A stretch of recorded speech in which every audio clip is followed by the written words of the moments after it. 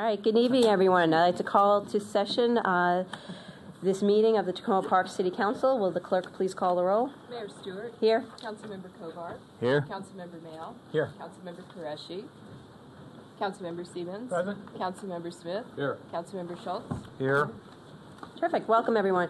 I'm going to move around one item on our agenda this evening. The reading into the record, the proclamation recognizing the 70th anniversary of Montgomery College will be moved until after the city manager comments. Otherwise, the agenda is the same for tonight.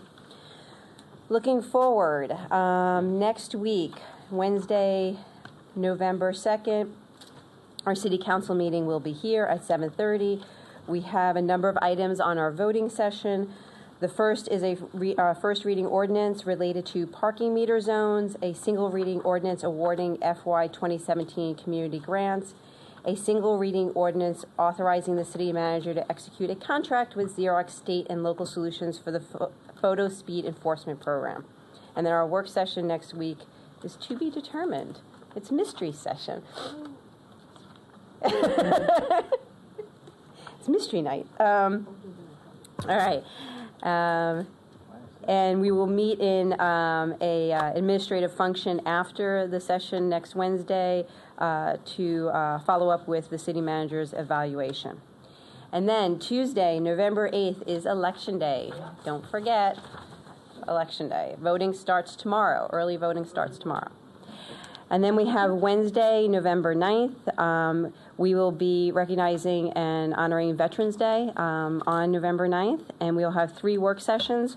One, a presentation of the comprehensive annual financial report, a presentation of our police pension plan, and a discussion of options for bonding.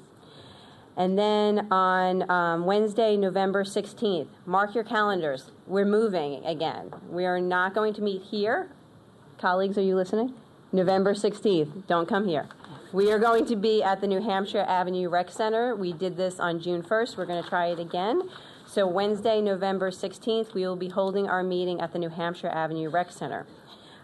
We will have a voting session that night on the second reading of the parking meter zone ordinance. And our work session will be to discuss proposals to request letters of interest regarding the New Hampshire Avenue Rec Center. So we figured it would be a good idea to have the meeting there. So that takes us to then November 16th and the Thanksgiving holiday, and we'll leave it at that and then pick it up. Next, we'll move now to public comments on voting items. We have a number of voting items this evening regarding the authorization and purchase of a truck engine for Public Works. Is there anyone who would like to comment on that ordinance tonight? The next one is a single reading ordinance authorizing purchase of 2 replacement trucks for Public Works. Any comments on that? Next is a first reading ordinance authorizing purchase of another replacement truck for Public Works. No, okay. Our next item is a single reading ordinance authorizing the purchase of the installation of a wireless microphone system for the auditorium. No takers, okay. And then finally, we have a single reading ordinance authorizing the purchase of a door security hardware and ID software. All right.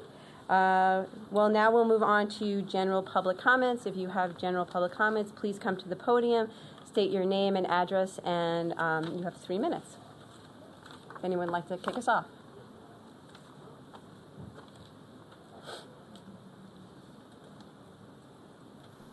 Thank you, Ms. Pearsall. You did request extra time this evening. Would you still like that? Yes, thank you, Mayor. I'm Lorraine Pearsall, Vice President of Historic Tacoma. On behalf of HTI, I want to welcome the college and Dr. Pollard here tonight and let them know we look forward to working with them in the future and to discuss a better way of working together. We're also here to express some concerns about the current facilities master plan recently submitted to the state. I have a few points. The development of the master plan is in violation with the terms of our 2002 agreement as discussed by the city attorney's letter dated April of this year. Many of you may not be aware that there is a legal agreement between Montgomery College, the City of Tacoma Park, Historic Tacoma, and Montgomery County. In it, Montgomery College agreed that it shall consult with the City of Tacoma Park and the local community when making any major or substantial changes or alterations to the existing structures on the campus. This consultation will occur at the earliest practicable stage during the planning for any alteration, construction, or revitalization of the exterior of the existing buildings. I want the audience to understand that out there. Unfortunately, consultation on what the college was intending to propose did not occur. While there were a few community meetings late last year, none of them constituted consultation. A master plan was provided, a copy of it, after submittal to the Maryland Higher Education Commission. We hope to change this process in the future. We need to do better. The second point I'd like to make is the development proposed in the master plan is incompatible with our residential neighborhood and will significantly change it. I'm going to focus on the science and math building largely here. The college has long recognized that it has a residential campus on the east and urban campus on the west. Reasonable scale, massing, setbacks, open space, trees are some elements that define a residential campus. Additionally, North Tacoma is located both in a local historic district and a National Register district, while the college is located in our National Register district. The college has proposed tearing down Falcon Hall together with Science South to build a large math and science building that wraps around the corner of Fenton and Tacoma. The architect clearly conceptualized a structure for downtown Silver Spring, not a residential neighborhood. The wide, massive structure, estimated at over 50 feet in height, dominates the corner and towers over the Commons building and the neighborhood. The removal of the surface parking lot moves the building further forward and makes it more prominent. That's not a good thing. The building will contain a chemical laboratory, and many residents are concerned with its location directly across from our homes in a neighborhood park, and I have spoken to many of those residents. In this day and age, a better placement for a chemical laboratory building would be in the commercial area of Burlington Avenue on property the college owns through its foundation. This would allow a much lower scale building in the proposed location on our campus.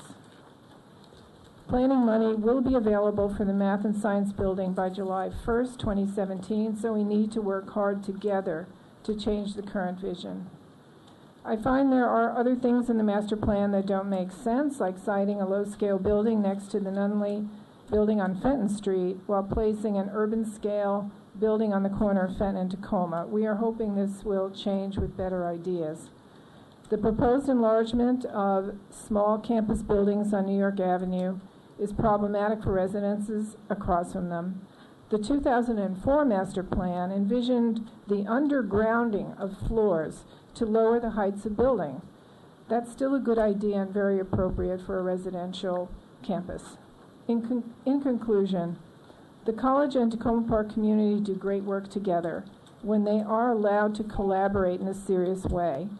We found this out with the recent P3 experience, where an incompatible proposal was reversed at the last minute through the courage of a college official and was made to work well for everyone. We can do it, so let's do it again. Thank you. Thanks, Ms. Pearsall. Anyone else like to comment this evening? Go ahead, Ms. Lovelace. You can go now. Okay, this is Pat Lovelace, your official peace delegate, 7620 Maple Avenue, Tacoma Park, Maryland. I want to tell you people out there, it's T-minus 13 days and counting on our day we vote. So remember out there, if you need help getting to the polls, ask your neighbor, and if you have a car, bring your people down. Bring people down to the polls. And please, don't just sit there and say, I'm not bothering voting this year. A lot of people died for our right to vote. Medgar Evers was one of them. He was shot right in front of his own house by the Ku Klux Klan. We don't like to see this happen, but for God's sakes, at least show your appreciation by using your right to vote. We are lucky in this day and age to have a land where we can choose our own leaderships in a secret ballot. We don't have to tell someone who we're voting for unless we want to. But we really should use our right to vote. So please, I ask everybody out there, and anybody out there who's not voting, I'm talking to you mainly, please get out there and vote. Set an example for your family, your children, so that they can grow up and follow in your footsteps. You want to have a good citizen, that's one way to start. You've got civil rights, why don't we use them? I've been hurt using my right to freedom of speech, fighting racism, and I'm not giving up yet. So please, show your appreciation for people who've been hurt over the years and people who've lost their lives for our right to vote. And it's not very well. Early voting starts tomorrow. If you can't vote on election day, go out on early day and vote. And also, don't forget to turn the clocks back on November the 5th. It's after midnight. On the morning of the 6th at 2 o'clock, you get the clocks turned back. But that we're doing on the 5th before we go to bed. Yep, daylight savings time's over. But I just want to tell everybody also that we got to work on getting the Tacoma Park Folk Festival up and running again. I want to know how that's going if anyone knows. Thank you for letting me share. Love it, love it, love it. And remember, vote, vote, vote. 13 more days. Thank you, Mr. Levels.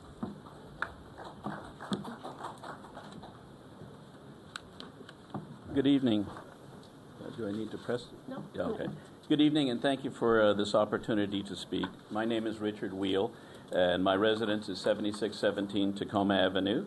Our family has lived across from the college for over 30 years. I would like to congratulate the college on its 70th anniversary and how it has served its students. I was honored to be at Dr. Pollard's installation a number of years ago when working in the higher education field.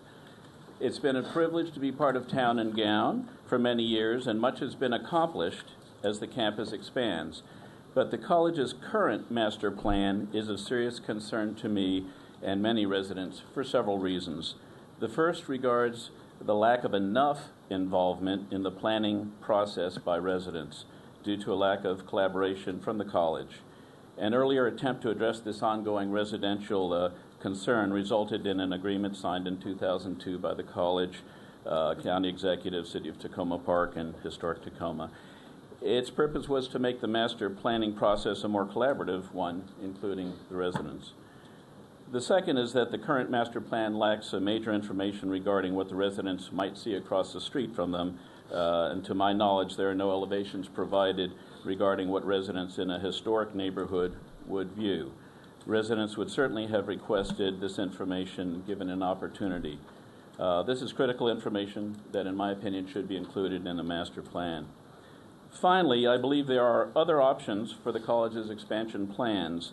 At some point, and we may be there now, there's not enough room on the Tacoma Park Silver Spring campus to expand the facilities without the massing of new buildings being way too large in comparison to the residential historic properties across the street, in addition to parking and other issues. So I do look forward to better communication between Town and Gown and more collaboration regarding the planning and construction process. Thank you for your time and interest. Thank you.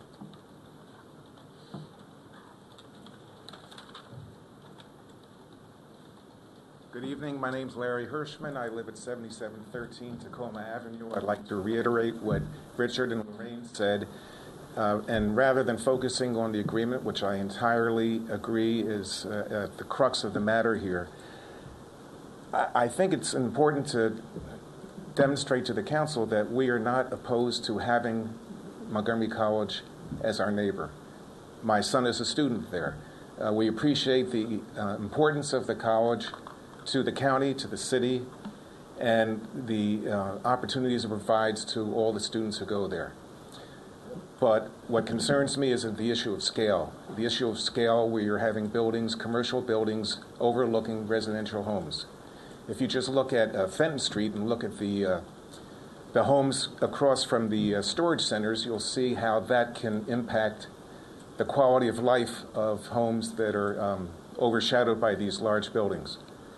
So I would just like to reiterate that the college has made agreements.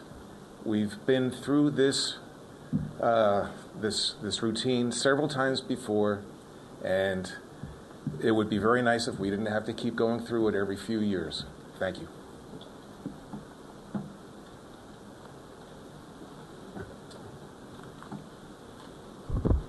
Hi, my name's Elliot Vanskyke. I live at 7710 Tacoma. And picking up on what Lorraine and Richard Knows have said, when we moved to the area from Oregon, first place I worked was Montgomery College, and I walked there from my apartment in Silver Spring, and I loved teaching there. I loved the campus. I loved being there, so much so that when we moved away and then moved back, like 3 years ago now, we chose to live in Tacoma Park. We rented a house across from Bell Ziegler. Now we bought a house right around the corner on Tacoma, again, pretty close to the park. I coach my kids' soccer team in that park. We love the neighborhood. We love the character of the neighborhood. But that all seems poised to change if we have a building going up that's going to go against the agreements that were made between the city, the county, and the state toward following a process where we're consulted, there's collaboration. I don't think any of us oppose the college. I enjoy having the college there. I taught there. I'm still in touch with some of my students from those classes I taught. We just want to work together with the college to find an agreeable solution that keeps the residential neighborhood, keeps the historic neighborhood as it is, and still meets the college's needs. There's been development on Georgia. They seem to have abandoned that development and shifted more toward the Fenton, New York area, and that is out of character with the way the neighborhood is currently configured and with the historic homes that are there. Again, we want to work with the college. We want collaboration. I think that's the goal that we're all looking for. Not to stop it, just to have us work together and have it be consulted and included in the process. Thank you.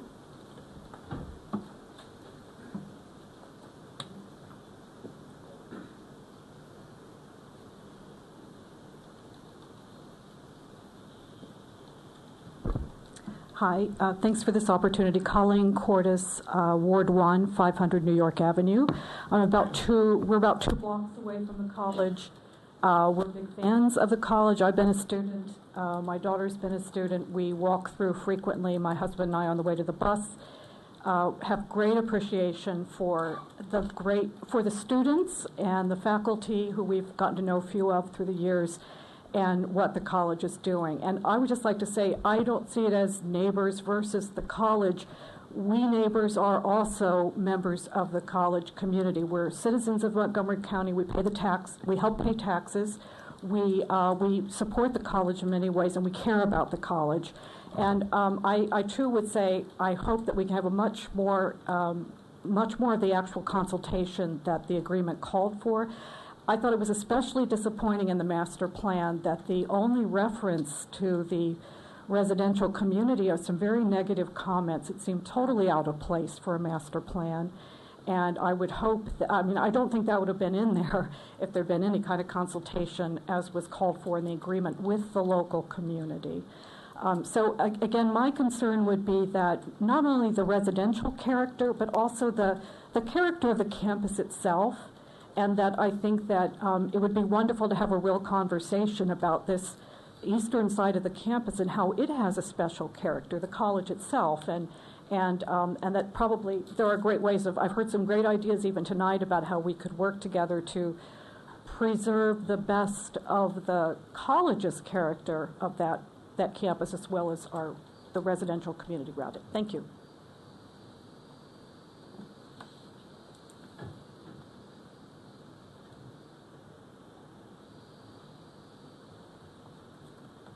Hi, my name is Eileen Fitzgerald. I live at 531 Albany Avenue. We've lived there for over 20 years. We appreciate that you're considering this tonight. I would agree with what everyone else in the community has said. I also would really encourage the college and the county to think about the Georgia Avenue corridor. To me, as a taxpayer in Montgomery County, I honestly don't understand why we've done a transit center, why we're doing a purple line, and then we're doing a much more concentrated development in a place that is not as accessible. It would seem to make a lot more sense to think about growing the college in a place that will benefit Georgia Avenue corridor, would be much more accessible to more transit, which it's not right now. So for folks who don't have a car in the evening, and we see a lot of them, it's just not as accessible. So we're both concerned about the density, but also really just as a taxpayer in the county and in the state, what would make a smart investment for the college to grow. Thank you.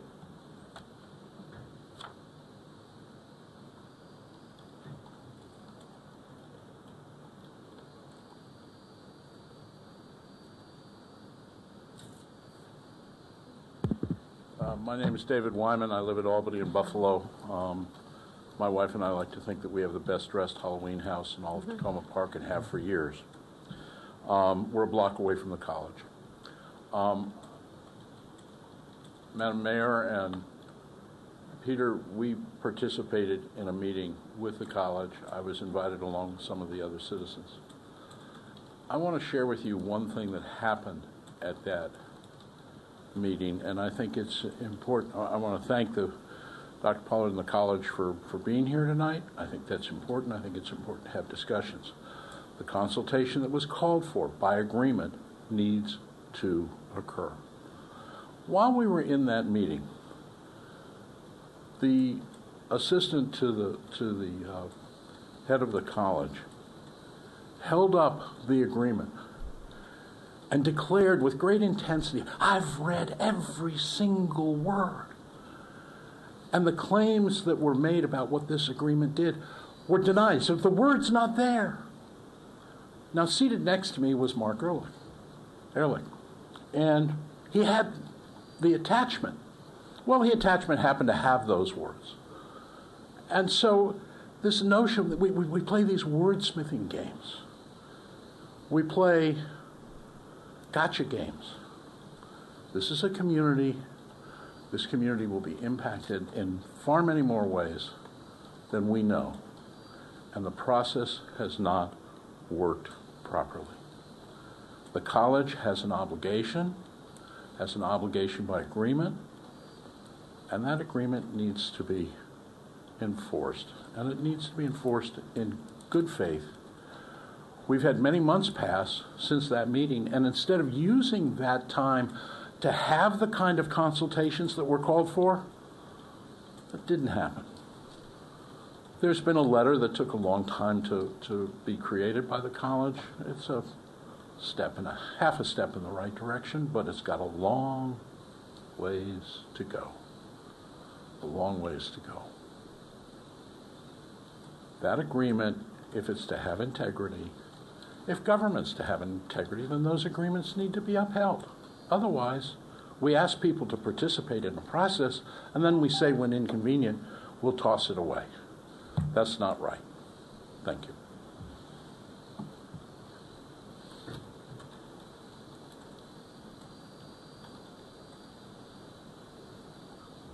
Frances Phipps, 46-year resident at 7210 Holly. Now you'll note I'm one of the few that's not right next door to the college. However, I was there present at the creation, stood in front of the bulldozers, and I must say that I appreciate this opportunity to speak, and I appreciate the conciliatory tone of Dr. Pollard's letter, the August 26th one. However, tone is not content. It is important to realize that the most significant sentence is at the letter's end, and it states, quote, "I will not ask staff to reopen the college's 2013-2014 2023 Facilities Master Plan. That means that the substance of the master plan will remain unchanged and only details are available for discussion.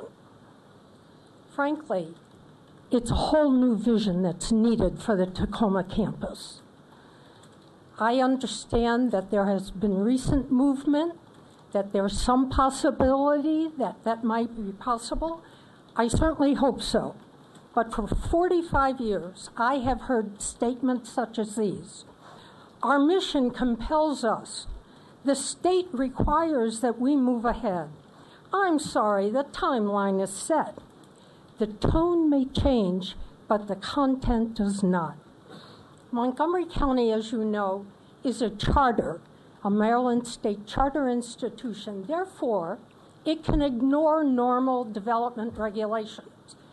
The land, the underlying zoning of the land in the Tacoma campus is R60. R60 is residential single family. But that's why the college can legally ignore this. Morally and ethically, I don't believe they should. They are an educational institution, and part of its mission is formation of character of their students. They should show the model of character.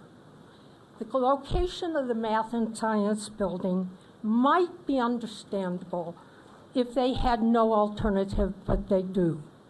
They have a property they own off Burlington on the western side where the other very large developments are, and the underlying zoning there is Central Business District.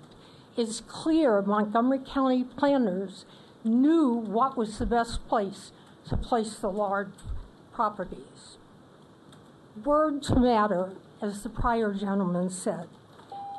Well, Thank you. I'll be very quick. No, I'm on sorry. two words. Everyone else has stayed at the 3 All right. minutes. Thank you May very I much. submit written testimony? Absolutely, always. Thank And I very much appreciate it. Thank you.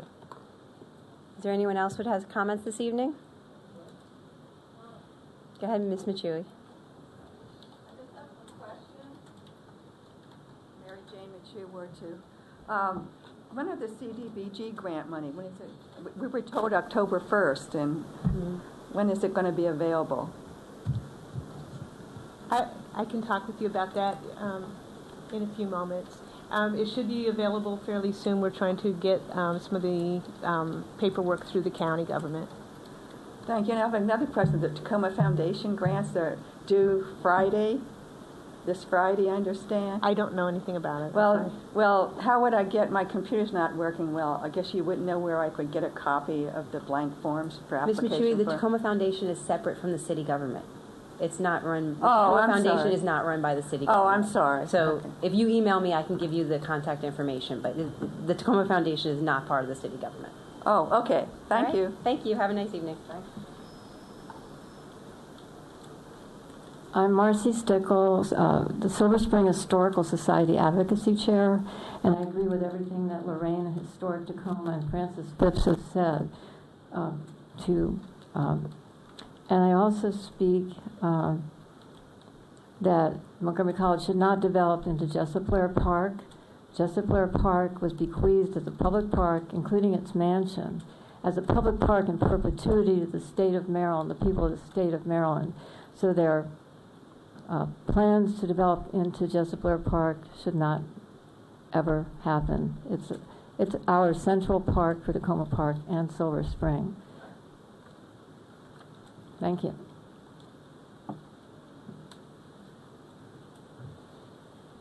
I hope I'm not breaking protocol by getting up twice, but I had one additional question, and that is, we've lived across from the daycare center, the college daycare center, for over 35 years. My understanding is that that is actually zoned for residential use. I would like to find out from the college what their plans are. We received an email today, and I believe Dr. Pollard will address that. Thank you very Thank you. much. Any other public comments this evening?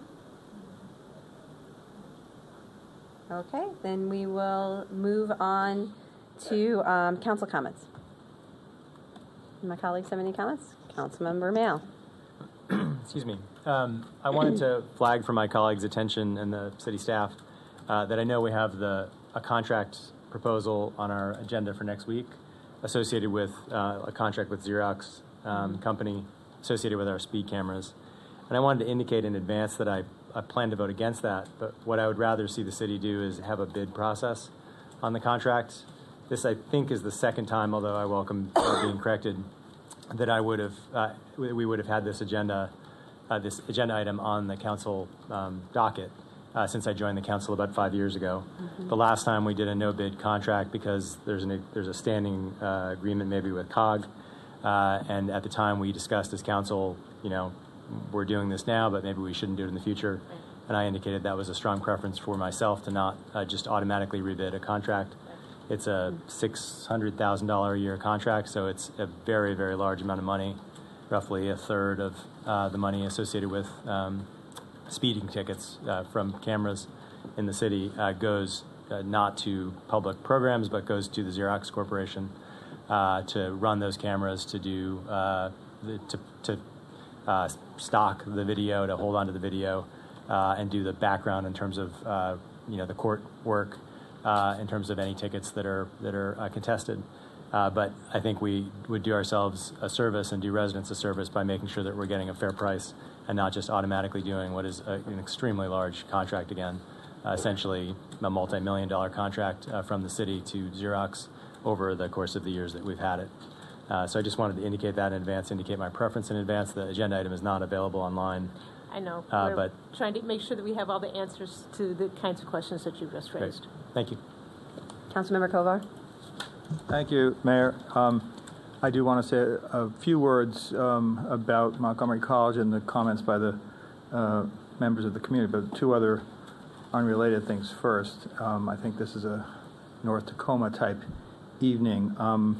I happened to get several thank yous for staff work that was done by Daryl Braithwaite and Ian Chamberlain, who are in the Public Works Department, two residents of the Boston Avenue area independently who wanted me to express appreciation for the work they did on redoing the speed bumps and crosswalks. So just because sometimes complain about things that happen, when staff did a good job, I wanted to make sure that was passed along. So I did forward those emails, but I hope you'll mention that to them. Secondly, there's been some concern about break-ins recently in North Tacoma, and I just want to mention that we're going to have a meeting this coming Tuesday the 2nd at 7 p.m. at 7307 Baltimore Avenue. The police will be there. I believe the mayor will be there, others, staff as well. And it's kind of a North Tacoma-focused thing because that's where the recent burglaries have taken place. We're not going to kick anybody else out who shows up. With respect to the college, I do look forward to hearing from the president, and we'll have more questions then. Just a couple of, or a few observations, though. Number one, I think the folks in the college can obviously see the passion that the neighbors feel. And I think what I would say, and several of them touched on this, is that they view the situation, I do as well, as we're neighbors. The people live there are neighbors of the college is neighbors with the people. And so we do need to get along well with each other. And that's sort of the framework within which I think I look at it. And I think the overall issue for me is that, and Francis Phipps mentioned this, as did others, whatever we do on the Mass Science Building, and there's a lot of different options, I think, and it's important to fully vet that and have community input into it.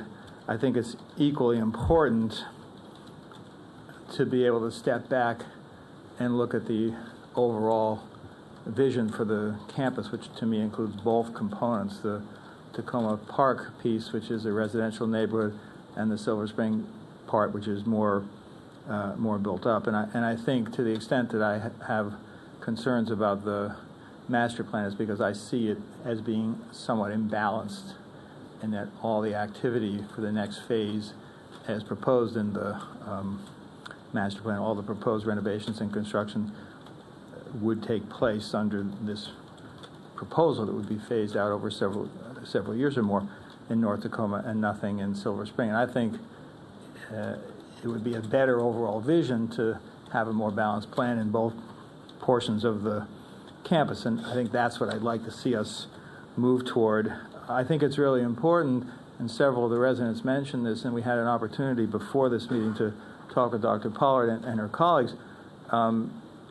This isn't about the mission of the college. I think several of the people who spoke mentioned that their children went there, that they had taught there. My daughter went there as well, and my wife and I have been able to set up a scholarship there for less well-off people to be able to attend. I don't usually like to talk about private charitable work, but it's relevant to this. I think we definitely appreciate all the great work that's being done there. We talked about the refugee community and a lot of other ways in which the college is helpful. And this isn't about that. It's just what's the correct vision for it.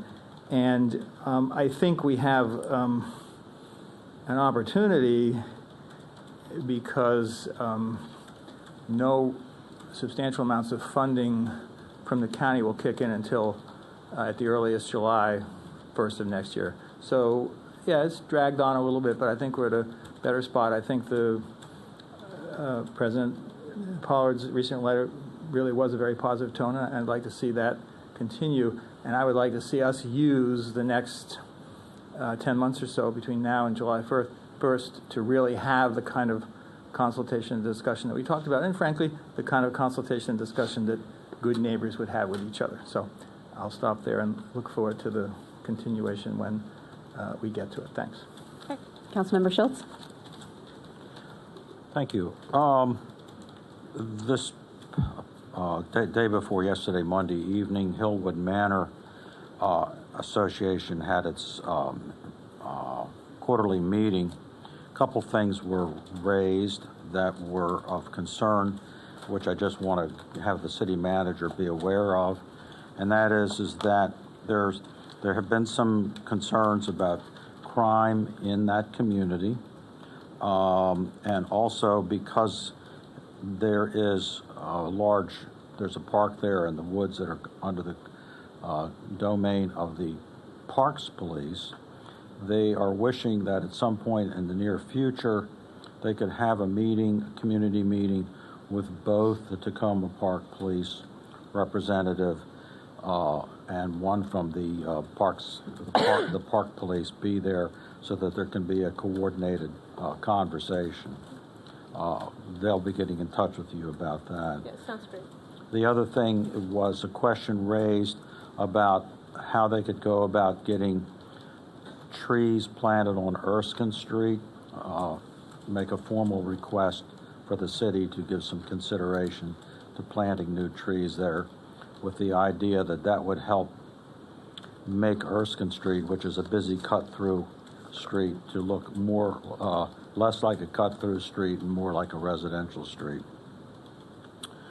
The other thing is to let people know that New Hampshire Gardens Citizens Association is going to be having its fall festival event this Saturday from 1 to 4 in Becca Lilly Park, and everybody's invited. So I promise to let people know that if you live in that side of town, you're more than welcome to drop by and enjoy the food. Okay. Anyone else? All right, I just have a couple of announcements. One, on Sunday, we had a very nice ceremony at Dorothy's Woods, which we can now call it. And Dorothy Barnes herself was able to attend. I just want to thank Jesse Carpenter, the city clerk, for putting together a really outstanding reception and afternoon, and you ordered some terrific weather, so thank you very much, Ms. Carpenter. I'd also like to thank Cindy DeBala, who helped organize residents and all the residents who participated that day, and the Commemoration Commission, Diane Cohen, if she is still here and hasn't gone home, as well, for pulling together the history of the woods and doing a terrific piece on Dorothy as well. Last week, I just wanted to let everyone know that on Friday morning, the city manager, deputy city manager, and the head of our housing department met with David Petra. think so. Yeah, okay. He is now the new CEO of the Montgomery County Economic Development Corporation. The Development Corporation is fairly new. It's a 501c3. It's an organization that the county just created to maximize business opportunity across Montgomery County. Mr. Petra is new to the area, so we got to introduce him to Tacoma Park, and our city manager took him on a tour. So he likened us to Austin a couple of times, so I thought that was pretty, I'll take it. So we had a very nice meeting, and hopefully there'll be more to come for that. Last week was also lots of meetings on the Piney Branch Pool and the feasibility study that will be happening at Piney Branch to look at new classes. In addition, up on the city website, you will find a letter that the city of Tacoma Park has signed with Washington Adventist Hospital. It has been sent to our county executive asking his office to look into a aquatic center on the campus of Washington Adventist Hospital. So there's more information there. I'd also say that we have been in conversation with Montgomery College, and have their support as well as the support of Washington Adventist University as we move forward on this. So we hope there will be lots of conversation as that moves forward as well. And I think that is all I have. Oh, and the Monster Bash is Saturday. I hate to say we're having a little competition here. Unfortunately, the Monster Bash is Saturday afternoon. Go to both. It'll be hard. Yeah, we can do both, right? Yeah, oh yeah. There'll still be food? Yeah. I don't know. You better save me some, because I have to judge the Monster Bash. Okay. But don't forget about the Monster Bash. I believe it starts at 1 or 1:30, but please check the website. City Manager? Thank you. I wanted to note that on the upcoming agenda on November 2nd, we will have the presentation on the scatter garden. Oh, right, yes. So that was what was left off of the... That was our mystery work session. That was the mystery work session, yes.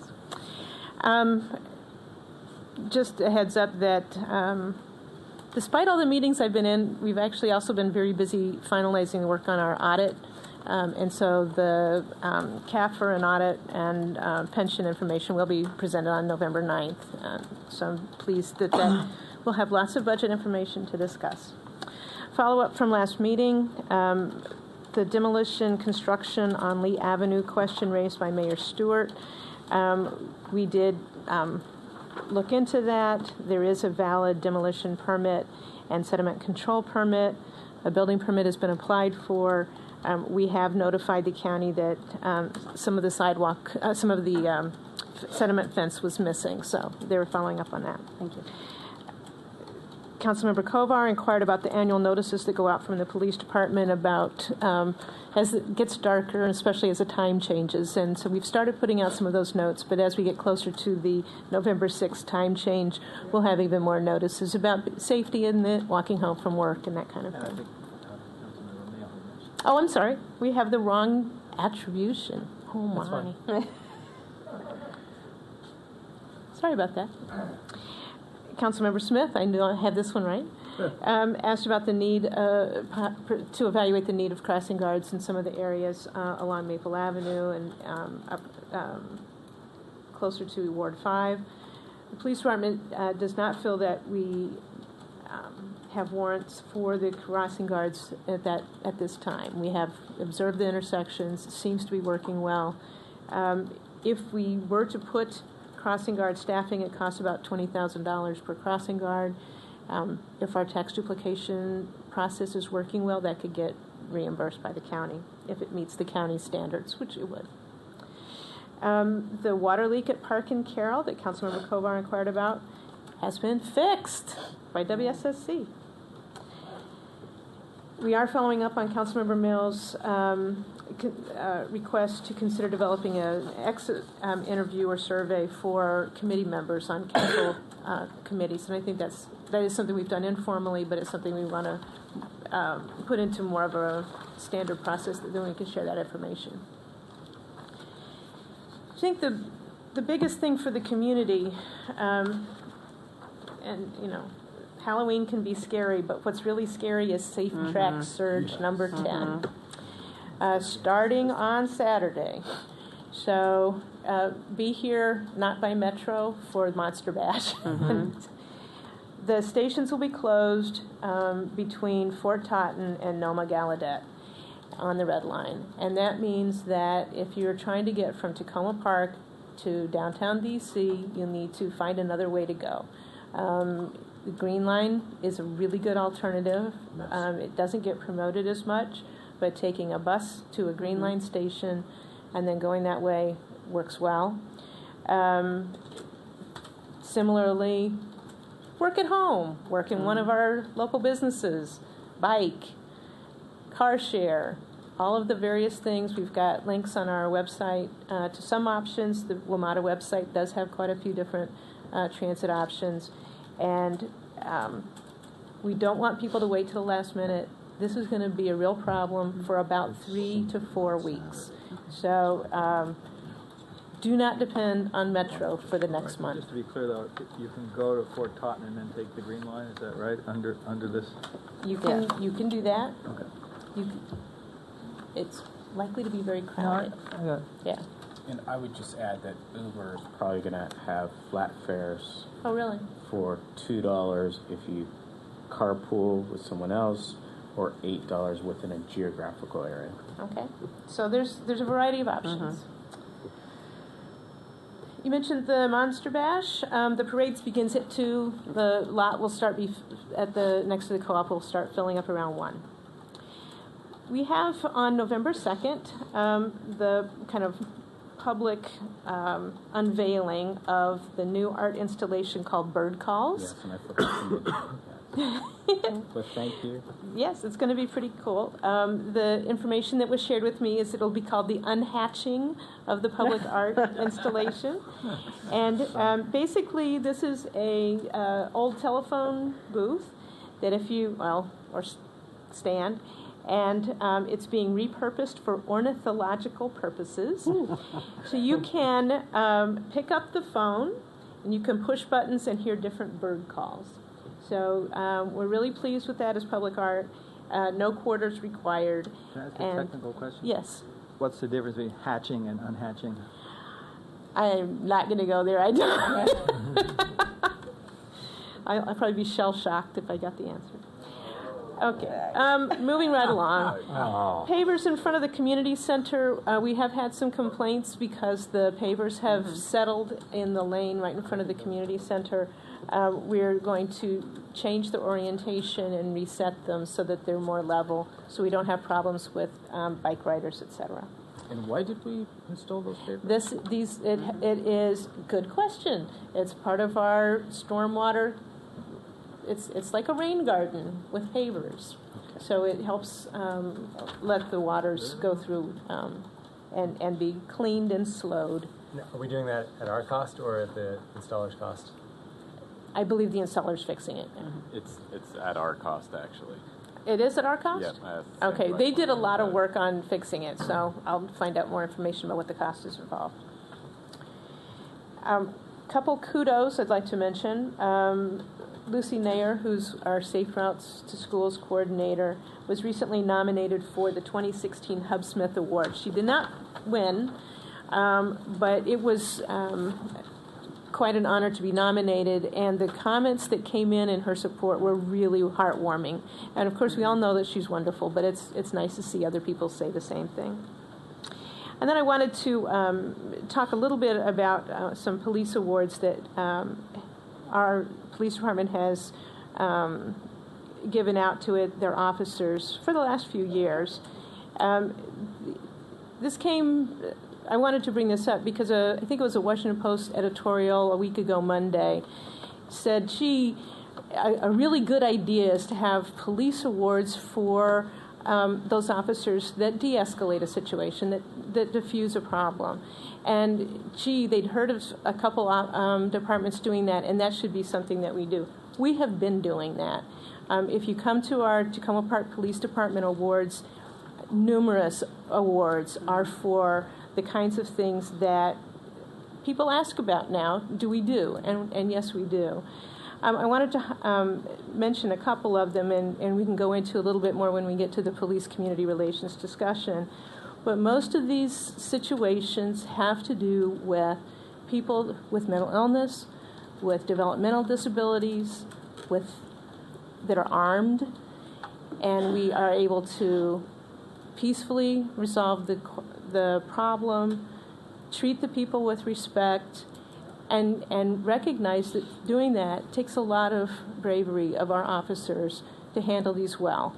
And one of the things that I enjoy is it's the other officers that put the names in for awards. So they recognize in each other the really positive work that they do and how it should be called out for commendation. And the officers, just within the last 2 years that have received these kinds of awards are Captain Diane Frischkorn, Sergeant Jerome Irwin, Corporal Cindy Conrad, Corporal David Quante, Private First Class Jessica Garrison, Private First Class Eric Mueller, Private First Class Ernest Atwell, Private First Class John Golden, Private First Class Keith Hubele, and Private Shada Merriman. And the stories are heartwarming. You feel really happy to know our officers. And so as we go through and talk a little bit about building community, it's also nice to know that our training of our officers leads to really well-handled situations in our community. That's all I have. Councilmember Schultz, you had a correction? Yes, I received from my chief of staff at home, also known as my better half, that the New Hampshire Garden Festival is not Saturday. It's Sunday from 1 to 4. All right, so you can wear your costume both times. Yes, and I'll be able to get to both of them. I'm so glad. And I apologize for my stupidity. Okay. Thank you, Councilmember Schultz. All right, now we would like to welcome our guest, Dr. Pollard, and as she makes her way to the podium, I would just like to read for everyone our mayoral proclamation for this evening. We are recognizing the 70th anniversary of Montgomery College. I'll just kind of read some of the highlights.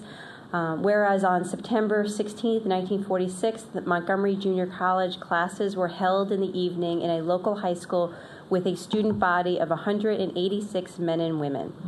And in August 1950, the Montgomery County Board of Education purchased the Bliss Electrical School in Tacoma Park for $350,000 in order to use its 7-acre campus, 6 buildings, and equipment for its original campus. And whereas the Tacoma Park Silver Spring campus is home to the largest associate's degree nursing program in the state of Maryland, as well as other high-quality health science programs such as medical sonography, radiological technology, I'm skipping some of these, physical therapy assistant, and a lot of great stuff that you can tell us about. Whereas the Tacoma Park Silver Spring campus enrolls students from all MCPS high schools, including large numbers from Blair, Northwood, Blake, Kennedy, Springbrook, and Paint Branch. And whereas the Tacoma Park Silver Spring campus offers signature programs in the visual and performing arts and is home to premier arts facilities such as the Cultural Arts Center and the K. Fritz Family Foundation Arts Center. And whereas the Tacoma Park Silver Spring English professor, Dr. Greg Wall, was named Maryland Professor of the Year for 2013, and whereas the Tacoma Park Silver Spring campus hosts the Holy Cross Health Community Clinic and the college's Refugee Training Center, and whereas approximately 90% of Montgomery College students remain in Maryland and contribute to the state's economic growth, strengthening the local economy by $1.8 billion through college operations, student spending, and alumni productivity. Now, therefore, I, Kate Stewart, Mayor of the City of Tacoma Park, Maryland, on behalf of the City Council, staff, and residents, do hereby join the Tacoma Park Silver Spring campus of Montgomery College and its students, faculty, staff, and administrators in celebrating the college's 70th anniversary. Thank you. And now I would thank you for coming. Thank you. Thank you. And the floor is all yours. Well, thank you so much, Madam Mayor, and good evening to each of you, members of the council, and to your audience this evening. Thank you so much for the opportunity to be here and speak. Let me start off by saying, if you don't mind, I have started my career in community colleges as an English faculty member. I taught for many years, and as such, I give a lot of privilege to the concept of narrative. And for me, if you don't mind, what I have attempted to do in this presentation today is to craft a narrative that recognizes there's a text, there's a context, there's a subtext, there's a pretext, all of which actually compose the narrative. And if you would indulge me, that's what this presentation is an attempt to do, to talk about the narrative that I see at Montgomery College. In this space, every narrative has main characters, and I have the privilege of working with 60,000 main characters each and every day. These are students who come to us and bring their hopes and dreams for their future, and they trust us as an institution to meet them where they are. These students who you see on the screen are exactly your students. These are students who are students at our Tacoma Park Silver Spring campus who have come very similar to myself as a little brown child from the south side of Chicago who knew that education was the only way that would transform my life and change my family's narrative. I know for a fact Jonelle, who is one of our outstanding student leaders who will one day be an elected official, probably for Tacoma Park. I know that Angel, who is here with us tonight, is also another student leader who wants to go into the medical profession. And then Luis Rosales, who, as a dreamer, came to Montgomery College trying to find his piece of the American dream, and did so by working with dedicated faculty and staff who helped him realize his potential, empowered him to do that, and most importantly, helped him be successful and create opportunities. This young man was not only our student trustee, he was also a student who earned the prestigious Jack Kent Cooke scholarship that will pay for him to go to college and to graduate school. I should tell you that all three of these folks are Tacoma Park residents, and Luis now is at Georgetown University pursuing a degree in business. All of them graduated from Montgomery County Public Schools. All of them found their way to Montgomery College, and all of them had the intent of coming back to this community and being very deliberate in that. Thank you for the wonderful proclamation. This is your college. Montgomery College has been operating for 70 years, and you are the birthplace of post-secondary education in Montgomery County. The residents of this county owe you a great debt, as well as our institution does as well. It all began with you, and it moved on from Tacoma Park Silver Spring campus to two other campuses in Rockville and Germantown. A little bit about who we are today. We were once a single campus, and now we are three campuses, with Rockville being our epicenter of our enrollment, with the other two campuses providing phenomenal support to that as well. We are an institution that is meeting the community where they are, and we're working hard to be everywhere that we can. We do have three campuses, two training sites where we deliver primarily workforce development and other basic education courses. And then we also have two educational or community engagement centers. We have intentionally partnered with the community in order to provide access to higher education, particularly for those populations that are most vulnerable, who may not see themselves at Montgomery College. We strive to be the community's college. 70 years later, this is Montgomery College, serving a county of 1 million, 70 years old, the largest and second oldest community college in Maryland, serving students from over 160 countries, and also having at this point 500,000 graduates who are, I think, making wonderful contributions to what we do today. Together with an array of stakeholders, we have crafted these guiding principles that guide the college into the 21st century. To me, the most resonant part of this is the vision statement, and there can be no more urgent manner, I think, than to help everyone have access to post-secondary education. I look at every day at our students who come to us with this. I look at my own life and know for a fact that I'm here because of that, and recognizing that there are dynamic challenges facing higher education today, but also facing our community as a whole. This graphic is our attempt to illustrate our mission and how we fit into the economic and educational ecosystem here in Montgomery County. The fact that our job is to produce graduates who go on to pursue baccalaureate education and those who also go on directly into the world of work.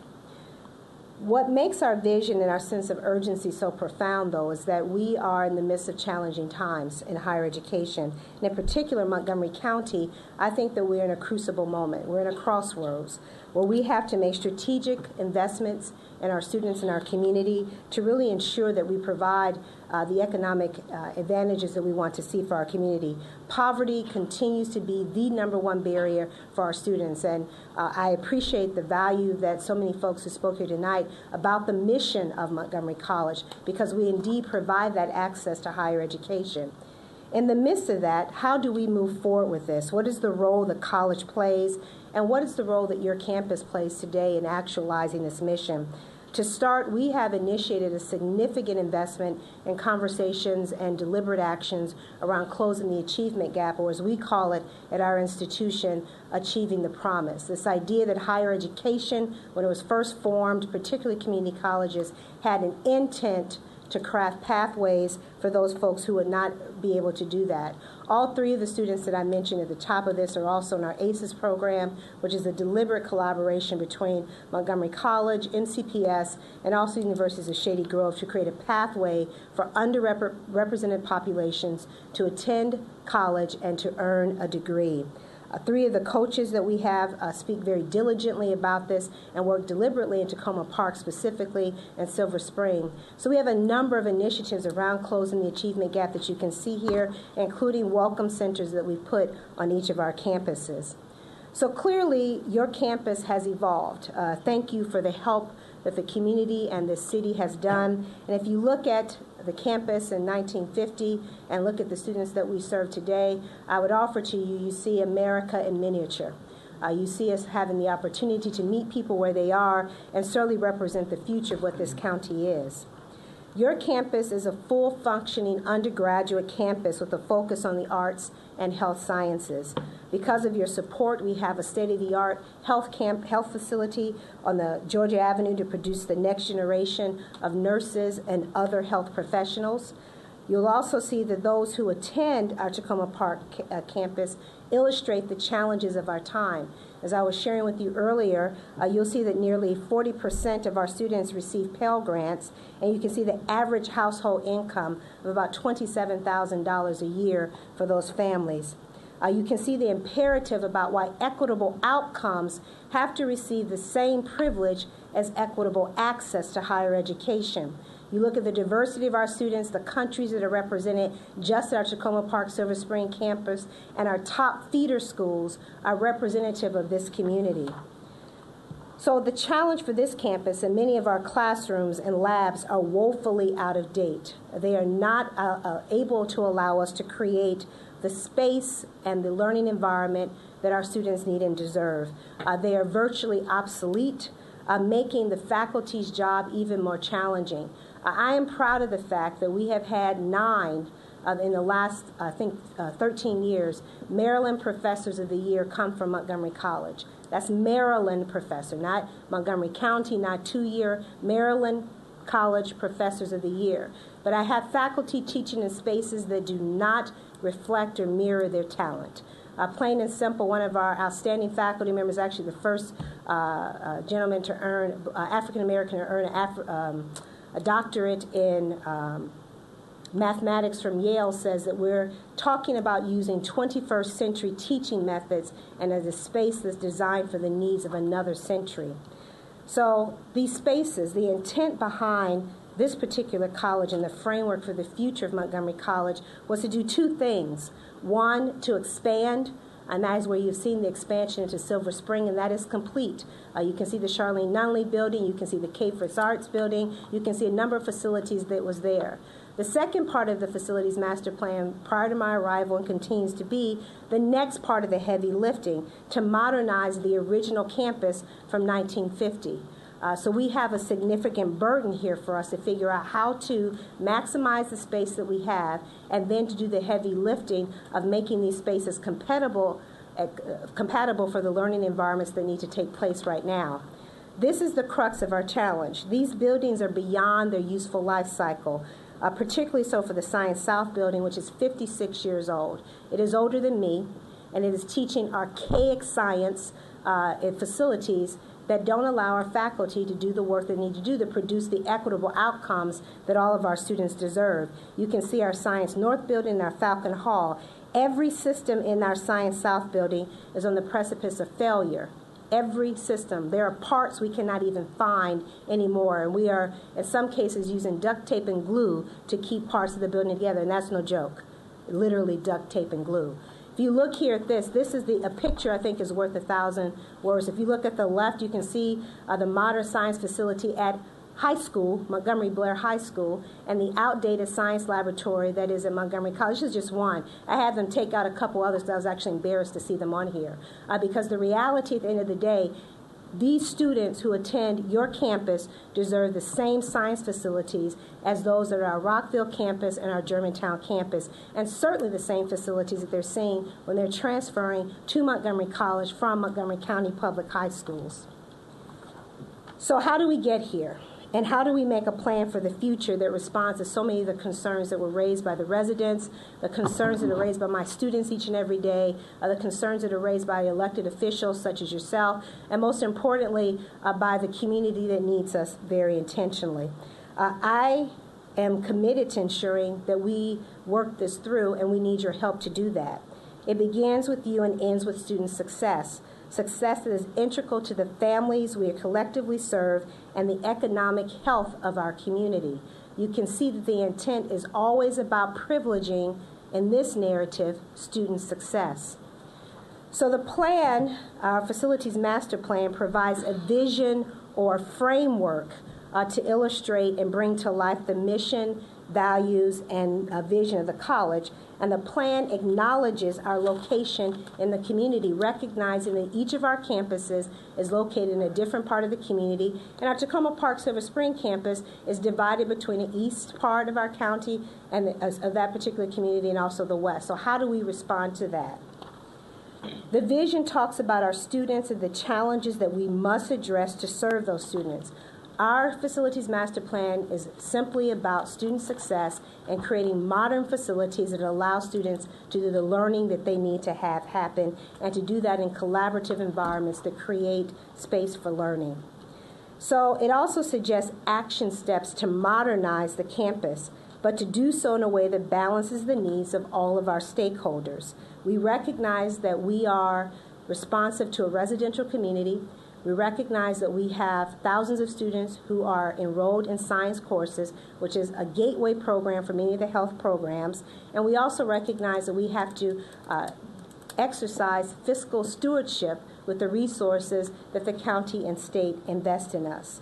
So how do I proceed or propose that we succeed? In the letter that did take time to get back, and let me be honest with you about that, my initial response, it took time for me to process it. I wanted to go back and look at all of the documents. I wanted to go back and look at many of the pieces of information that were referenced in the letter that the mayor and the council sent to me. I wanted to be thorough. And one of the things I think we often do, if we're going to craft narratives, we have to recognize that narratives take time to put together. And I wanted to go back and look at that, and also, to be quite frank, take some time away. I think I am learning to honor the gift of reflection. And it takes time to do that. So in the response that I sent back to you, I tried to lay out and tell you what I heard, and lay out probably a 5-point plan about how we can strategically and fairly balance the needs of all of the stakeholders that are involved in this. So I'm here tonight to kick off this effort. We're in the midst of preparing for a series of community conversations, and we can discuss the broad array of requests that have been put. First is to enhance communication. I'm here today to do that work. And then a series of community conversations to be held over the next several months. And also to help us all listen better, I suggest that we have a professional facilitator who can be a part of that. The topics that were, I took these directly out of the letter that you all sent to us, that you wanted to have discussion on: planning for the future, construction and renovation, sources of funding, opportunities for construction, building and building design elements, potential impacts, preservation, and so forth. All of these topics, I think, should be a part of the community conversations, which are the issues that were identified in the letter that you sent. The third point is that I think we should revisit and reconstitute an advisory committee that is composed of city, college, neighbor, and community folks to come together and meet on a regular basis to talk about the ways in which we want this work to continue. This is in addition to the community conversations, ongoing, town gown, as was referenced earlier, opportunities for relationship. Fourth, I have established a new timeline, talked deliberately with my team, while there are multiple interpretations of how the last process went for community collaboration or input. I am committed that what we should do anytime in a future deliberation of a facilities master plan, that we have 3 community meetings completed 2 months in advance of the state submissions deadline. We again have a professional facilitator who's there to assist us in that conversation, and we've already, I think in the meeting that we had before, we'll work with the city to make sure that we route that information out in ways that are most effective to get to the residents, because it's clear that the list that we were working from may not have been effective in that space.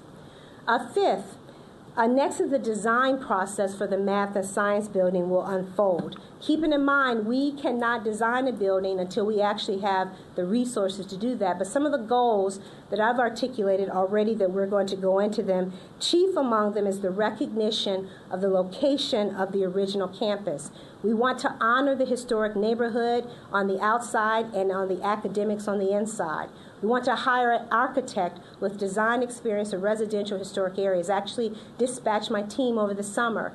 One of our colleague institutions in the city, in the district, was in the process of actually building a new law school in the middle of a community. I said, go and talk to them about what they did in this process. How are they honoring the residential community while at the same time advancing the needs of the law school? How do we create classrooms and labs that produce workforce for tomorrow while ensuring a 21st century state-of-the-art teaching and learning space? Foster interdisciplinary opportunities, meet sustainability standards. We want to continue to reduce the burden or the impact that we have on the environment. And most of all, because the money does not come on a tree, is to be fiscally prudent and responsible with the resources that we have. We also agreed to, based on feedback directly, once we have the architects on board, is to begin a charrette process, an intensive and interactive process meant to collaboratively solve the design challenges that were identified earlier, and also other ones that we probably haven't even spoken to yet. Help us to design a wonderful building that serves our students and meets the learning environments that we need. Helps us to honor the faculty who are teaching, the students who want to learn there, and the residential community of which we are a part of. And of course, all of our work will be subject to regulatory review. We've done this before. I think that we can do it again. And as you can see here, the charrette process with the various referral processes are listed there. Let me end by commenting on 2 things. One, someone asked earlier about child care. Our plan is to sell that property as it is zoned, as a single-family zone. We've completed the regulatory environments inquiries to the state. We don't sell property often, so it was an opportunity for us to talk to the state about what that will look like and how. They've given us the blessing to move forward. Anytime we sell property, we must first go through the Montgomery County Planning Commission, which we will be submitting paperwork for that process soon, and then we will contract a realtor and sell the property as residential. That is our intent. That is what I have conveyed to the Board of Trustees and sought their approval in that space. I'll end on this picture. I listened very intently to the conversations that were shared earlier. I heard a respect and a value for what the role the college plays in the community. I listened to my team, and they talked very deliberately as well about a respect they have for the community, but also respect for the mission that we have as a college. Our mission is a very simple one. We empower our students to change their lives, and we enrich our community, and we are accountable for the results. I want to thank you for the opportunity to speak, and I'm happy to respond to questions if you have them for me this evening. Thank you so much, Dr. Hallett. And I forgot to mention before, for everyone here, we were discussing over dinner that we believe this might be the first time that the head of Montgomery College has actually come and spoken to us here in the city. So I would just like to thank Dr. Pollard. Thank you. And I know you've had a very long day, so I appreciate that. I think we talked at 6:30 this morning, yeah, right? we talked very early this morning, and it's getting to be late at night, so Thank we you. very much appreciate that. I appreciate it. So I think we will begin with Councilmember Kovar. Thank you, Mayor, and thank you for being here, Dr. Pollard. Thank and you. just in case folks are curious, part of her long day was being at the White House today, so there's a lot going on in the lives of a college president. Just a real quick question on the daycare, since you just finished up with that. So I think you said that the state had approved the idea of selling it, or maybe I didn't quite hear that. So can it just be sold, or are there other hurdles through the county? We have to go through Montgomery County Montgomery Planning Commission in order for us to sell that process. Our inquiry is to find out and do our due diligence in terms of what do we have to do. We have to get state permission. No, we don't have to do that. Do we have to find out, declare anything? No. What now we have to do is go through Montgomery County Planning Commission. Our intent is to file the paperwork to do that, hire a realtor, and sell the property. So are you, and if the answer is you're not sure, that's fine, but are you aware of any reason why it wouldn't continue to be residential? Oh, I'm unaware of that, and that's not, that is one issue I'm not interested in. I'm interested in selling as a residential and quickly, and I have a sneaking suspicion it'll sell quickly. Okay. So thank you for the presentation. Thank There was a you. lot of good information in there. I mentioned when I was speaking earlier, and it seems to me this is sort of a key area. There's a distinction between what happens with a specific building, or really any building, but the one that's sort of first in the queue, so to speak, is the math and science building, and then the overall process. And so what I sometimes have heard over the last year or so, and I've been involved in this, not specifically from you, but just from people involved in this as well, you know, a master plan is just an overall plan, and plenty of things that are in there might not ever get completed, at least in a short-term period or mid-term period, because it depends on funding from the county and other factors.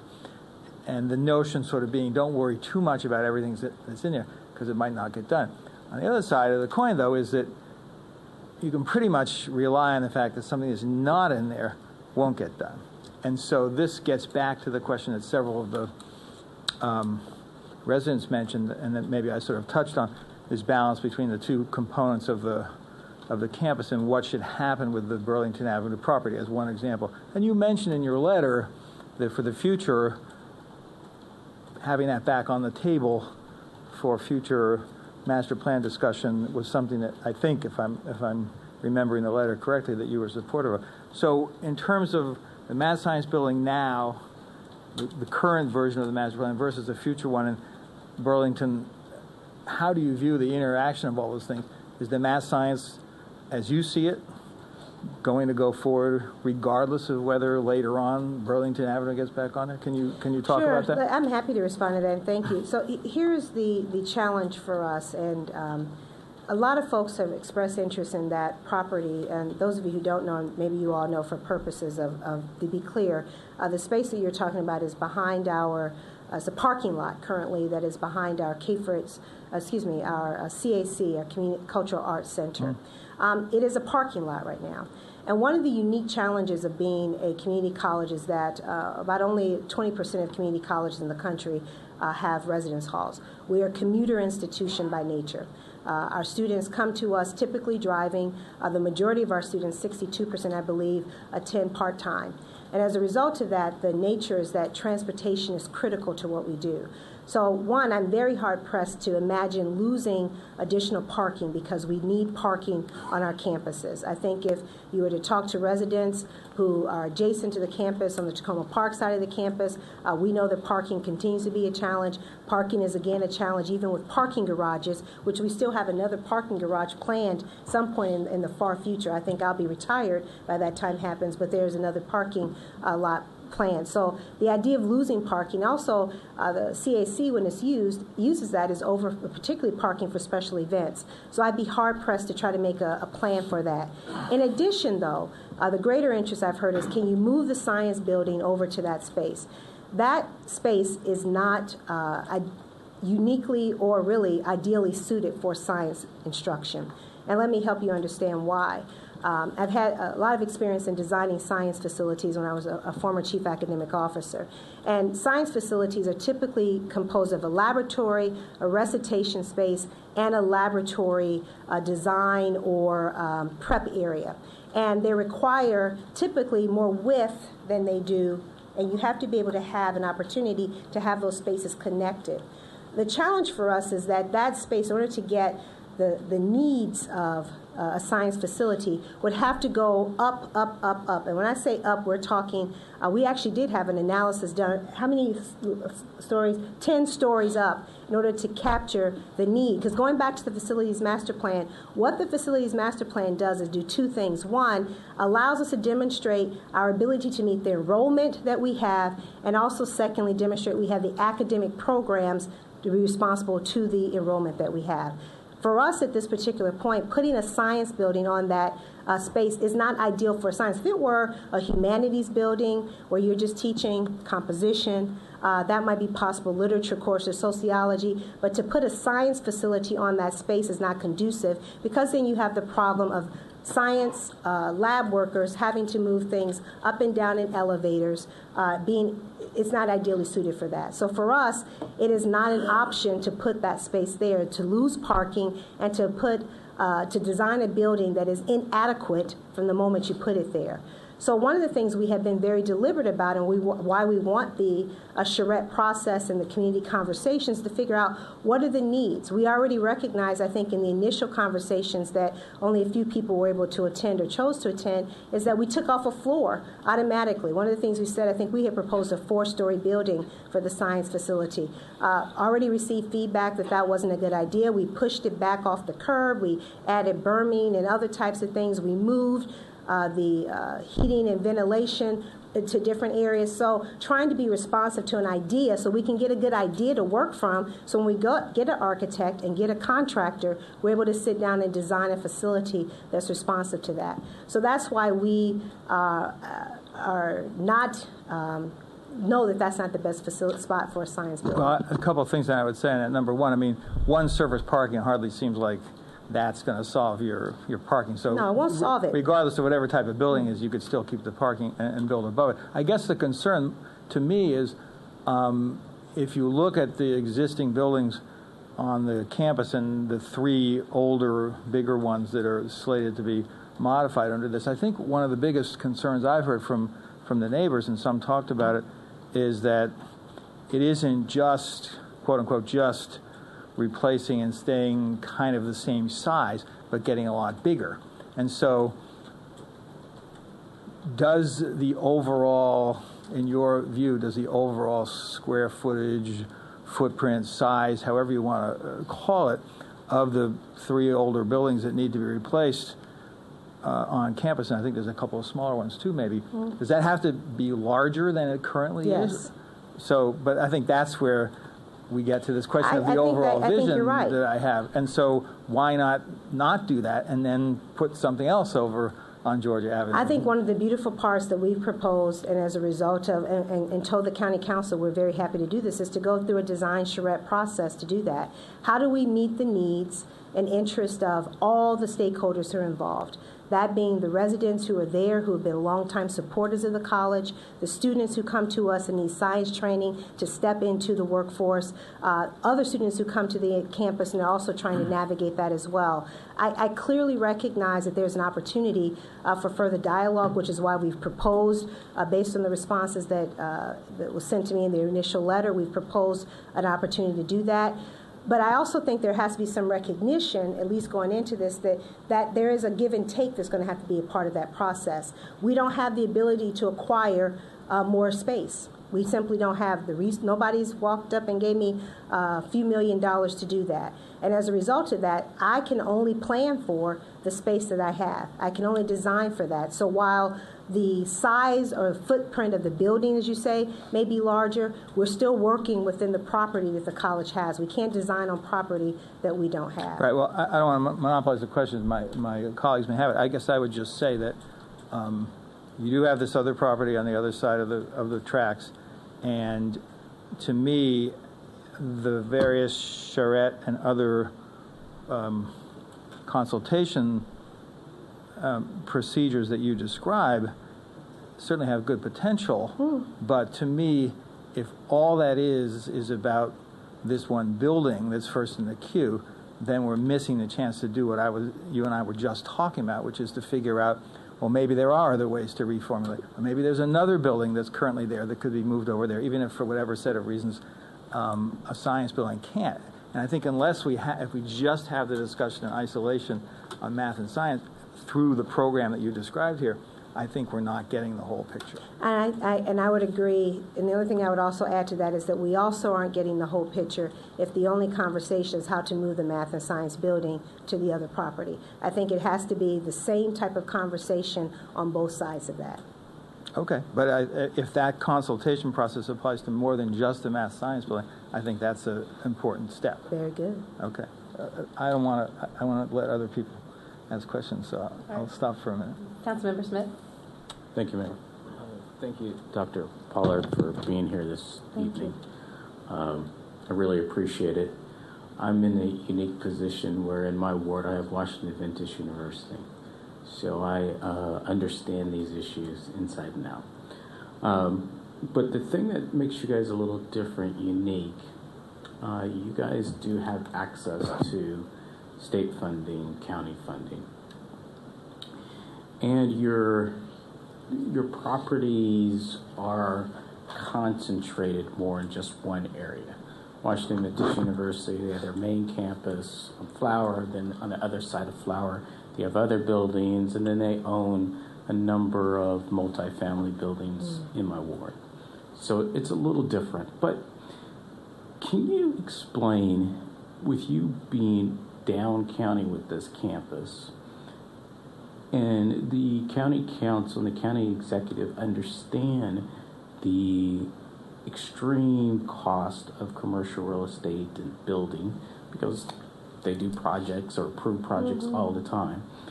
Why is that not part of the conversation for you to look at unique ways to solve some of these problems? Because you talk about the parking lot, right? Most large institutions in this area do not want surface parking lots anymore, right? They want to underground the parking, and then they want to build mixed use on top. You have a storage facility. No one's talking about buying the air rights from them, and you guys building something on top of that. Why is it those particular ideas aren't in front of the council, rather than just trying to do everything in this little area that is almost rebuilding properties like it was 20 years ago? I mean, things have changed. I mean, all these, it's so expensive now to do any project. The budgets should be much different. Well, I appreciate that point. I wish the budgets were much different. The college, interestingly enough, receives about half of its funding for capital projects from the state, half of its funding for capital projects come from the county. In the state of Maryland just this year, for all 16 community colleges, we share about $60 million for capital projects. And it is woefully inadequate for 16 community colleges. In fact, that's not even the cost of one building at the University of Maryland College Park, although half of all undergraduates in the state attend a community college. So the funding mechanism is indeed a challenge. When there was the master plan that was developed for this campus many years ago as a part of the redevelopment process of Silver Spring, part of what I spent the summer doing was reading some of these documents and talking to understand a little bit about that. The county did work deliberately to do two things. And it was a part of the strategy over a multi-year CIP program, was to, one, expand the college into Silver Spring, and that is what you see on the west side into Silver Spring in Georgia, where you see the new facilities that were there, and then to also move toward modernization of the properties that we do have. The facilities that we have in the science building, as I said earlier, 1950, 1956 they were built.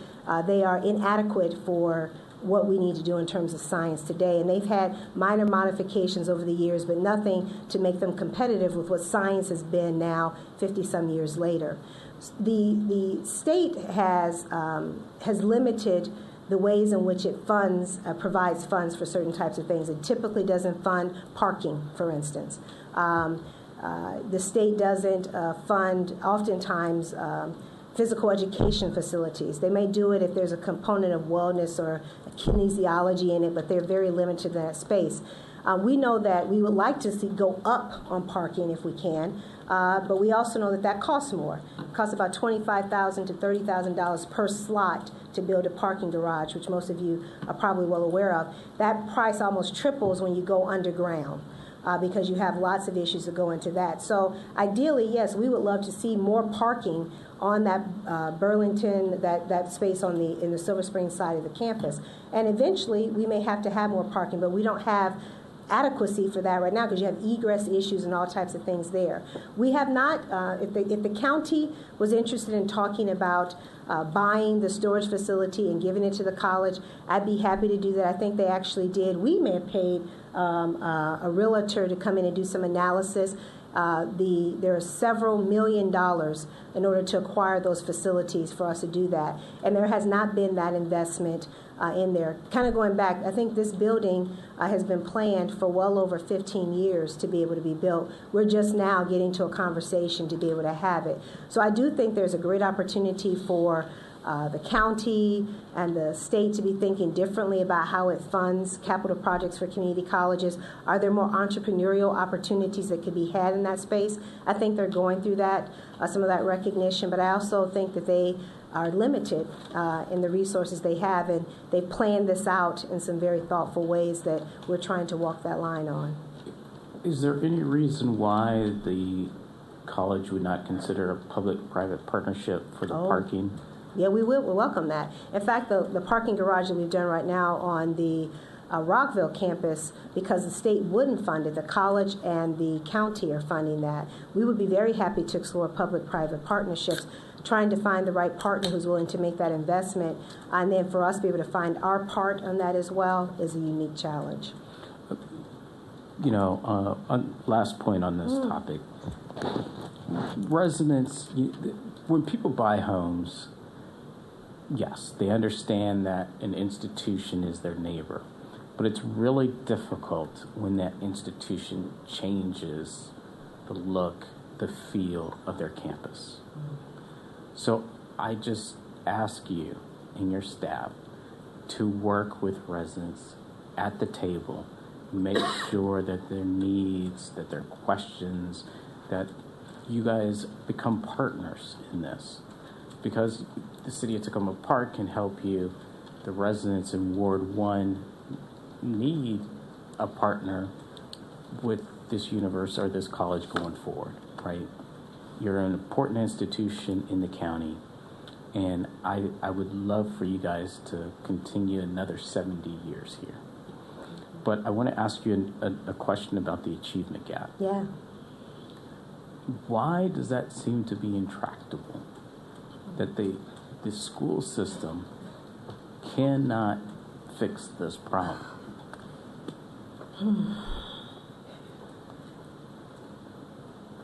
I think that it is a complex problem that requires several things to be acknowledged. It requires us to acknowledge that learning does not only take place in a school. We have to look at historical racism, look at historical poverty, and to look at the impact of that on generations of families and how that has played itself out in education. I think that we have to talk about the partnership that schools have to have with families. My wife volunteers in our son's school, and she was probably there every week when he was in kindergarten. Now he's in fourth grade. And she could tell in the first week of collecting the homework sheets what children were falling behind already. And it wasn't because this was complicated homework in kindergarten. It's because it demonstrated parents who had very complex lives, who were unable to contribute thoughtfully to their child's homework, maybe getting home late, trying to get a dinner, get a bath, maybe get a book read and get them in bed. But a child who has a basic homework sheet for a week, that's a struggle if they're coming back and it's not being complete, and you can see it over and over and over again. You can look at families where they are learning how to navigate English or other languages while also trying to be a participant actively in the educational system. I think a lot of families, when they're trying to figure out where their next meal is coming from, how they're going to get around someplace, who's going to pay the rent, how they're going to make sure that their livelihood is taken care of, that is a struggle. So I think there's a systemic issue that goes in that. I also think you need to have greater expectations for students and figure out how you articulate those and how you design learning, and to recognize that students today learn differently than when we were in the classroom. But the biggest thing, which I think is why we've taken such a positive, proactive stance on it, is to first acknowledge it. And I think for a while it took a lot of us to actually acknowledge it, because we actually had to talk about the fact that some kids are disadvantaged in terms of how their learning environments and their outcomes are. Then we have to figure out all the things that go into that. And we weren't ready to do that, I think, as a society. Now we are, and I think we're having to realize we're almost late, too late to the game. Thank you. Thank you. Councilmember Siemens. Thank you, Mayor, and thank you for being here with us tonight. Thank you. I had a request for some information, but I first wanted to thank you so much for coming this evening, spending so much time here, and expressing your interest in looking forward and working with the community, not just to share your plans, but also to listen to the community and hear the needs of this community, and see how that those needs and desires can maybe help to craft a plan for the college that is not only acceptable to you, but acceptable to the community. I know that you serve this community, and we really appreciate that, but at the same time, it's really the community that makes it possible for you to serve everyone. And so I appreciate your openness and willingness to take a new step forward. Earlier this evening, you mentioned that you have many Tacoma Park students in the college, and I would be interested to hear, if it's not too burdensome on you, how many Tacoma Park students you have now, and also is important, and was something else that you mentioned, that there are many of your applicants from Tacoma Park who were unable to attend the college because of a lack of funding. And I'd be interested to hear how many students in the last year have not been able to afford to get the higher education at your facility, and what the kind of the mean shortfall is. So if those things aren't too troublesome to you, I'd appreciate hearing back. Not at all. We'd be honored to do so. Thank you. Any other comments at this time or questions? Councilmember Cover. Thanks. So one of the things that you mentioned in the letter and the PowerPoint was for future master plans, I think a 60-day discussion period. And that seems short to me, so I know we're not literally agreeing on everything right now, but I'd like to suggest that when that comes up, that you think about having that be a longer period of time. So, certainly. What's your notion on the facilitator? Maybe you can just talk a little bit about that. So if there were to be some sort of discussion going forward, how would that be paid for? How would that person get selected? Those kinds of things. We're not going to get to the shape of the table, but how You're getting pretty close to it, right? Yeah. I would imagine a couple things. One is that as a part of our design process, I would imagine the college would be paying for that once we have dollars to actually do it. We've made the commitment to the county for the charrette process, but more importantly, our own conversations earlier. We certainly would be happy to do that. There is a National Town and Gown Association that is actually based in, I think, Washington, D.C. We've tried to figure out if there might be an opportunity to go there and get a facilitator. There are many agencies around the area that could do that. We haven't moved that far because we certainly wouldn't want to be presumptive, but I think there are options with that. And I think it needs to be someone who may have a skill set in this, but may not necessarily be directly associated with the areas. They can help process it. Right. So, and I agree with that. Do you think that the committee that you described, I'm not sure the committee is the right word, but a little group of people, so in some ways that would be separate from the 2002 agreement, because the 2002 agreement calls for consultation among four parties, which would be the college, the city, the county executive, and Historic Tacoma.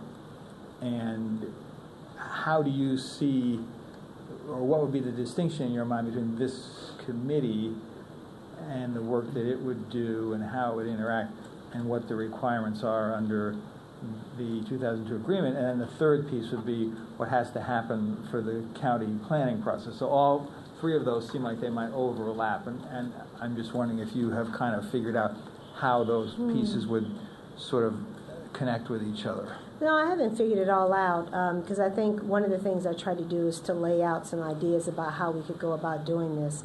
My perspective is there is a regulatory process that the county requires us to do. We do that, and we have a set series of steps we have to do. They're mandated, they are highly legalistic, and they tell us what we do. That's one. And that's mandatory referral. That's mandatory referral. Yeah. That's a set process we have to do. In addition to that, we propose there's the charrette process, which we certainly, I think the county council, as a part of our budgeting process this year, asked us to make sure we do. We have that process. I think they actually defined much of that for us. The advisory committee, which is separate, that was something for us to have ongoing relationship. And prior to even getting to the charrette process, I proposed the community conversations. What I've come to believe, and this is the same thing I tell we work with our collective bargaining units, I've suggested to them that the contracts we have, whether it be an MOU that was referenced earlier, a contract with our collective bargaining agreements, those are the minimal expectations for a relationship. They set out the minimums. So it seems to me if we can enhance that by adding 3-4 other opportunities for interaction and dialogue, we all ultimately benefit from that process. And that's what I see them as addition to. So in some ways, the advisory committee isn't limited to, well, I don't want to put words in your mouth, isn't limited to this, but more like ongoing relations, a town gown exactly. It could be talking about parking, it could talk about security, it could talk about wayfinding, any number of different issues that might be important to establish an ongoing relationship. Okay, I appreciate that. Just to close, I would say that I really think we have to have genuine consultation. I think this seems like a good effort to get that started. I'd like to see if we can follow up as soon as we can after this to explore whether these things can actually work, and that we have that type of meaningful discussion occur in enough time so that we get to July 1st, when the potential for county money begins to flow, that we've actually been able to accomplish something, and that would be what I would like to see. I hope that you would agree with that. Yes, I do. Okay. Thanks. All right. Well, thank you. And I'll just close by saying that I'm glad we're continuing this conversation that we've begun. I won't say this is the beginning, because I feel like we've already begun, and we're continuing it. I just want to echo that many things that were said here tonight. I think you've heard from the residents, you've heard from the council. We've had ongoing conversations. I, in particular, the idea of having an ongoing committee that brings us together to talk about how we can work together as a community. I think things like parking and traffic and those things that come up that are problem areas are important, that we're in continued conversation, but I'm also very excited about thinking about ways that we can build each other up and help each other. Even just the dinner we had before, learning about some of the areas of the college that we were not all informed about was very exciting. I know that I've had conversations with the provost here at our campus here about trying to do more with the students, maybe internship programs or other things. And so I think there is a great deal of potential, and I'm looking forward to moving together in that direction, as well as addressing some of these other issues we have in front of us. So I thank you for coming this evening. I look forward to seeing you again. And with that, we're going to take a few-minute break to say goodbye to our visitors. Thank you very much. Appreciate the opportunity.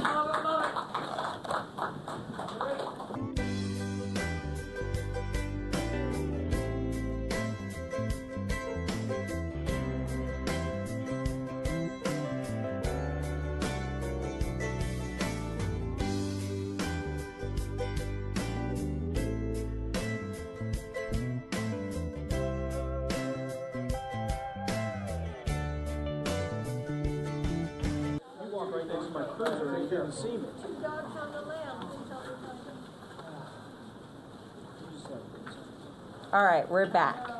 And now we will welcome the head of our Public Works Department. We have a number of voting items this evening. I'm going to walk through it, and then Okay. you can answer Good. questions. Thank you. Okay, we're ready. Agenda items 2, 3, and 4 all have to do with public works trucks, and they, at least 2 of the items are interrelated, so I'm going to try to kind of walk through it briefly so that it makes some sense. First of all, public works trucks are included in our capital improvement program and in our equipment replacement reserve. That involves the criteria for how many years they are projected to last, and we set aside funds for the replacement costs. There are times when a truck will be replaced, but the old truck is continued to be used until it dies. And alternatively, it could be sold or used for parts. So we have 4 trucks in this discussion. Truck 225 is a flatbed dump truck with removable wooden sides. It's old and had been replaced, but is being used for food waste, although it's not the best design for it. When we have another truck that is better suited for food waste collection, we plan to sell it for approximately $12,000. So that's just kind of background information to the other items. Agenda item 2 regards engine for truck 245. Truck 245 is a truck that is scheduled to be replaced in FY18, not the current year. It was purchased in 2008. It had a new truck bed installed a few years ago, I think, but now it needs a new engine. Staff would like to replace the engine at a cost of $17,000, then use that truck for food waste collection, which is much better than using a flatbed truck with wooden sides for food waste collection. Then we would ask to move the replacement of the truck from FY18 up to the current year of FY17 so that a new truck is available to do the work that 245 has been doing for Public Works. That's what agenda item number 4 does. Agenda item 3 is a little more straightforward. It's the replacement of trucks 215 and 216, which are in the current year ERR CIP for replacement. The price came in higher than projected, but we do need to move forward. We have been successful in selling old trucks for higher than originally planned. So the net price isn't that much different, but the money goes into different pots. So those are the 3 agenda items and kind of the quick story of these trucks. We do feel that that this helps make the most sense of the kind of trucks that we need. One of the outstanding things that we're kind of waiting for is to see what happens with food waste collection. Because with food waste collection, we had hoped that it would be mixed with yard waste and that we wouldn't need a special truck for food waste collection. If we use truck 245 with a new engine for food waste collection, the new engine comes with a 3-year warranty. It gives us some time to see what's happening with food waste collection technology before we have to make a determination if we're going to have a dedicated truck in the future for that. So that's the quick background on these truck items. I had provided information last week and by email on them. The Public Works Director is here. They can answer many questions about trucks. So it's for your consideration, and I urge your approval. Before we do any voting, does anyone have any clarifying questions, since it's kind of spread across a couple of ordinances? Yeah, Councilmember Mail. I'll just make one comment and associated with a question. It's a little bit like a story with the plot of three trucks, three main characters, 245 and 215 and 216, and then there's this mysterious truck 225 which comes in, and I'm not exactly sure what role it plays, but I think I'm fully supportive of where you're headed, and so plan to vote for all three items.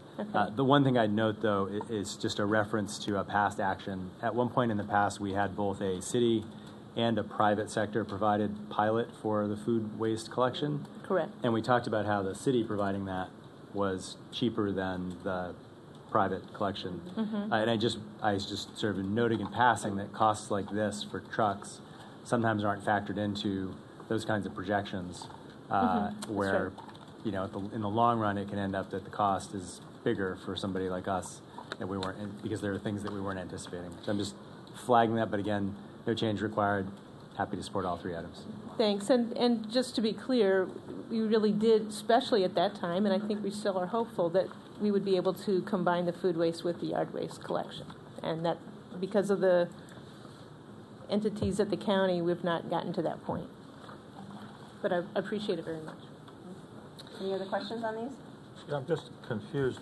Why does truck 245 show up in two different? Because one is to buy an engine for it, and the other is to basically have it replaced a year early. Okay, thank you.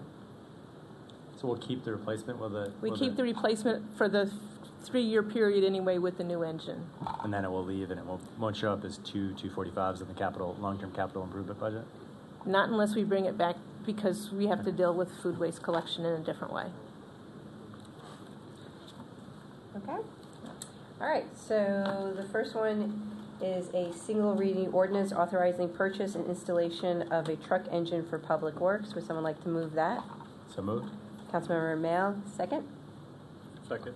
Councilmember Qureshi, second. Any other conversation on this or questions? No, it's a single reading ordinance, so we need a roll call, correct? Okay. So Councilmember Mail? Here, aye. Councilmember Qureshi? Aye. Councilmember Siemens? Aye. Councilmember Smith? Yes. Councilmember Schultz? Aye. Councilmember Kovar? Aye. Mayor Stewart? Aye.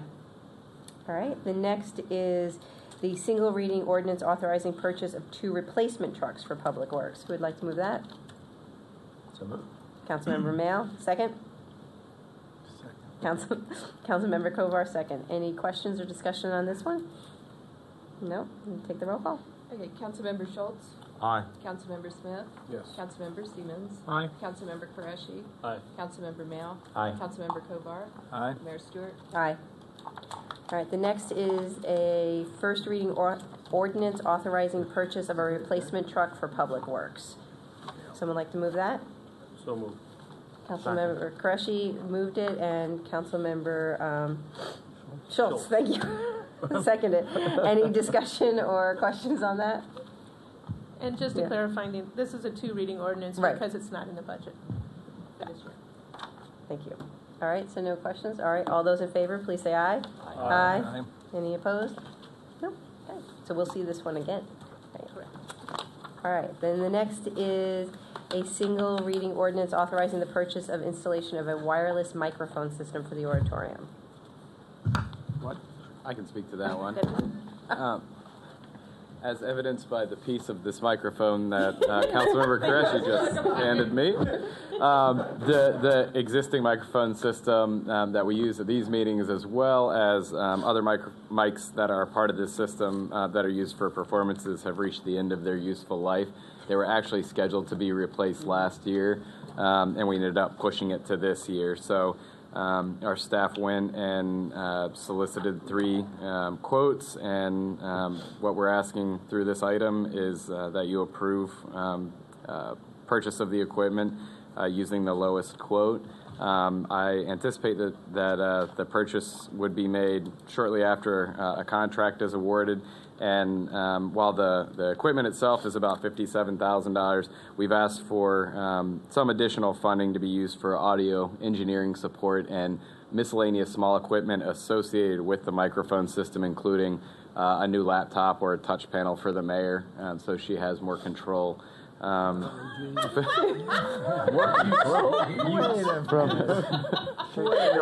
already has way too much control. Put you in the dungeon. Of the microphone system from the dais. And I would I would note that this quote does come in under budget, even with the extra engineering and small miscellaneous equipment. We'd originally budgeted $75,000 for it, and what we're asking for is a total of $65,000 to be spent from the grant fund, the cable grant fund. Councilmember Siemens? This new capability of the mayor to have more control, I'm wondering if that's going to in any way jeopardize the employment of our sound people. No, I do not think that's the case. Good. And this is the same system I was able to come and do a demo of, That's correct? correct, yes. It's really nice. I'll just let everyone Sure, know. you So we can. have- Yeah. Not going to electrocute us. Right. Councilmember Schultz? Will this new system allow me to turn the mic on and off? Because this current one doesn't allow that. Yes, it will. This one, much like the science lab at Montgomery College, sounds like, is very much held together with duct tape and glue, and it's not doing a very good job holding it together. I'm going to All right. Any other questions on this one? Will we be able to clip on a mic and walk around the stage like we're giving a TED Talk? Yes. Oh, there you go. Yeah. That sounds. I'll be making longer remarks. It's a cost. All right. Would someone like to move this one? So moved. All right. Well, it was Councilmember Smith moved and Councilmember Siemens second. All right. Any other questions or discussion? No. All right. This is a single reading ordinance, so we need the roll call. Councilmember Kovar. Aye. Councilmember Male. Absolutely. Councilmember Qureshi. Aye. Councilmember Siemens. Reluctantly. Councilmember Smith. Yes. Councilmember Schultz. Aye. Mayor Stewart. Yes, thank you. All right, our final voting item tonight is a single reading ordinance authorizing the purchase of door security hardware and ID software. So similar to the microphone system that's being held together with duct tape and glue, our existing door security hardware and software has reached the end of its useful life. The system that's currently in place was installed 10 years ago as part of the renovations of the building. The equipment is no longer maintenanced, and the software is no longer being updated.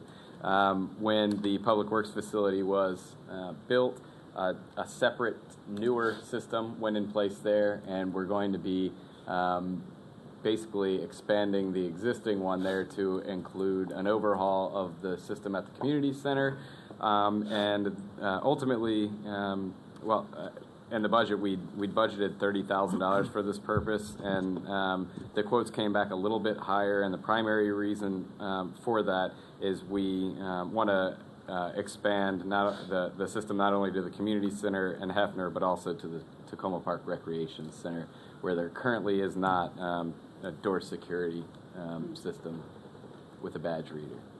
Will the mayor have more power to lock us in or lock us out? No. Okay. No. Councilmember Siemens? Thank you, Mayor. Is this going to require the reissuance of the pass cards? I believe that the existing pass cards that we have will continue to work on this system, but I'll have to verify that with our IT. I voted against the system we have today, but with my age, I have decided to go ahead with this one, so thank you. You can remember something like that? Oh, I'm impressed. I was upset that we bought that stupid thing. Councilmember Male? It looks like this does not affect the library access. I'm sorry? And it doesn't no effect on the library system. The library. No. Okay. Thank you. Any other questions? Okay, who would like to move this one? I'll move it. Councilmember Schultz, second. Second. Councilmember Siemens. Any other discussion or questions? No, and it's a single reading ordinance, so we need another roll call. Councilmember Schultz. Aye. Councilmember Smith. Yes. Councilmember Siemens. Aye. Councilmember Qureshi. Aye. Councilmember Mayo. Yes. Councilmember Kovar. Aye. Mayor Stewart. Aye.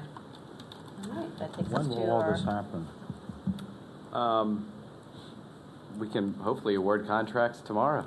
And then I believe the purchase of the door security hardware and software, we've got to get all new equipment in and then have it configured, so that'll take some time. I'd have to check on an exact time frame with the information services manager. Okay. That does us for our voting items tonight. Now we can move on to our work session, which is a follow-up on our police community relations conversation. Thank you. One of the things that I found fascinating is that I've not had almost any discussion with anybody where where it hasn't been, gee, we need to improve our communications and kind of deal with difficult questions and kind of rethink how we work together. And so the kinds of things that we've been already doing in Tacoma Park and that have been discussed related to police community relations fits right into that category. And I'm going to turn this over to the chief in just one moment, but the deputy city manager and I went to the International City County Management Association conference.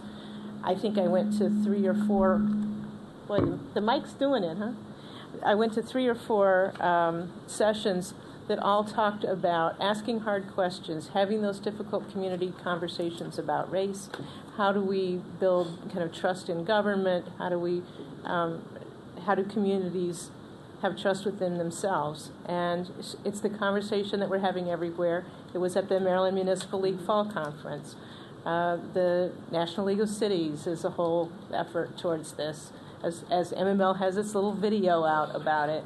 And so it's been really neat to say, well, we're already doing that. We've already had some community conversations. We're already planning for dialogues with the community and police.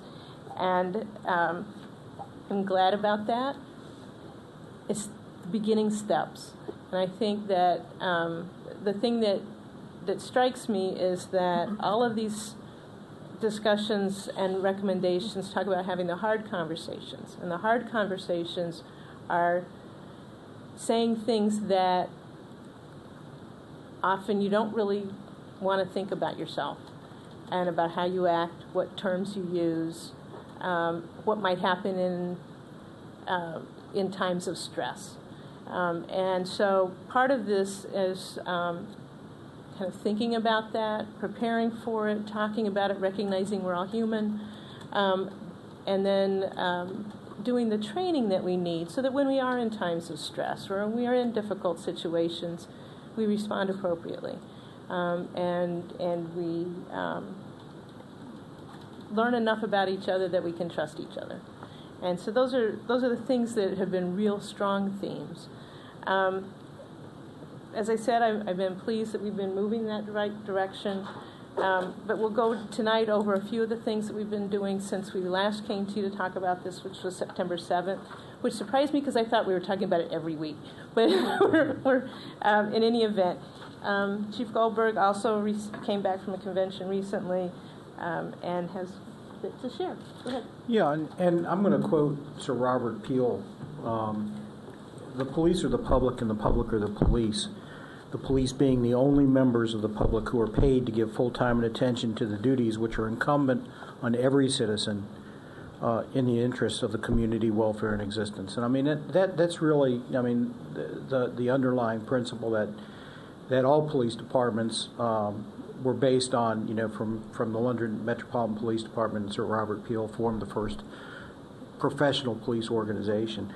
And I want to remind people that the police are part of that community. That's not separate, somebody over top of the community. And that's stressed with each and every officer that we have. Obviously, you know, the hot topic these days is the perceptions of the police, the use of force by police across the nation. And one of the interesting things, there were two conferences. One was the Maryland Chiefs and Sheriffs Conference that I attended, and some of the command staff attended, as well as the International Association of Chiefs of Police. and a number of the seminars were what happens when the story is you. How do we engage the community, things of that nature.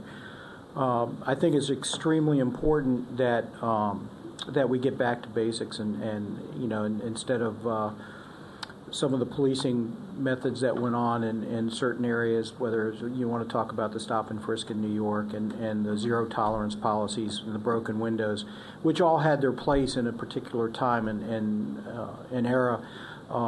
There are other expectations. Now, the one thing I did want to stress is this morning, I don't know if you read the newspaper, the Gallup poll, that the public perception and trust in police is the highest since 1967.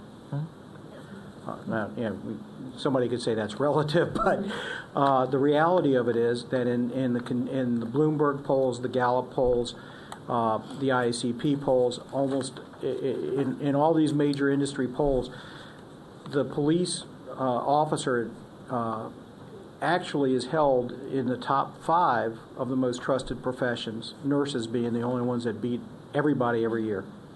Don't ask me why. At the bottom of the list is Congress. I mean, I can't make it up. That's what's there. And the next one up from the bottom of the list is the criminal justice system, not the police.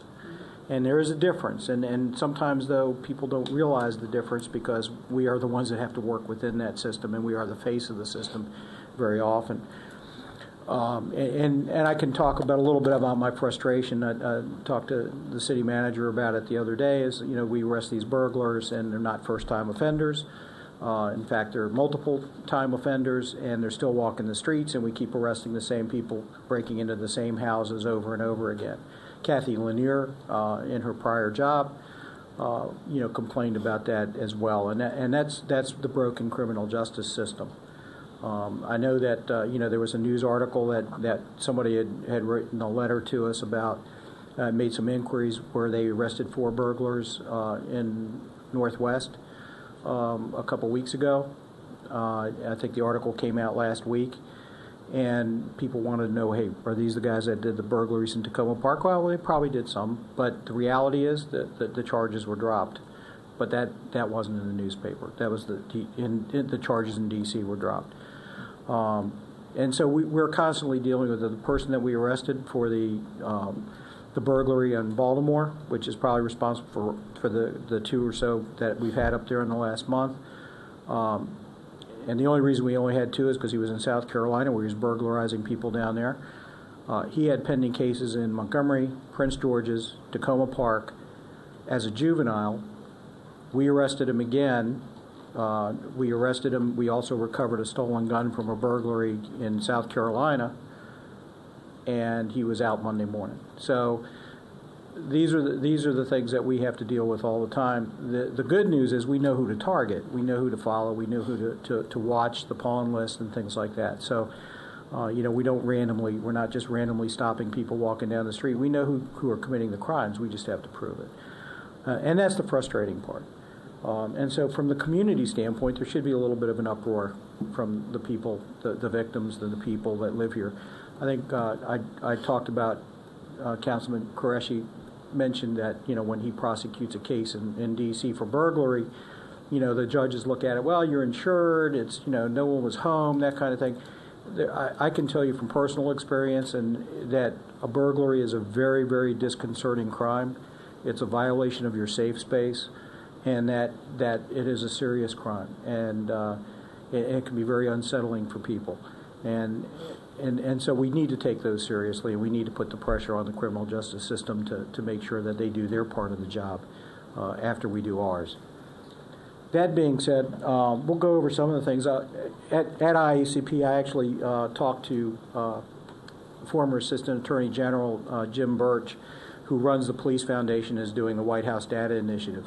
And I've known him for years. So we are going to actually get together and sort of finalize what data we're going to put out here in the next couple of weeks. He's going to come out and meet us and help us out because, frankly, we don't have the big data sets that the big agencies have. We've already done some of it. We just haven't advertised yet some of the crime stats, and are already going online on Open Data Montgomery.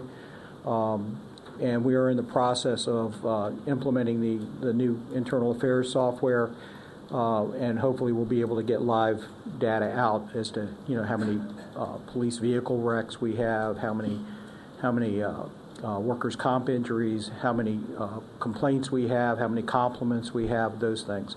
So that's the next step. We're just implementing that, and that's going to take a little bit of time.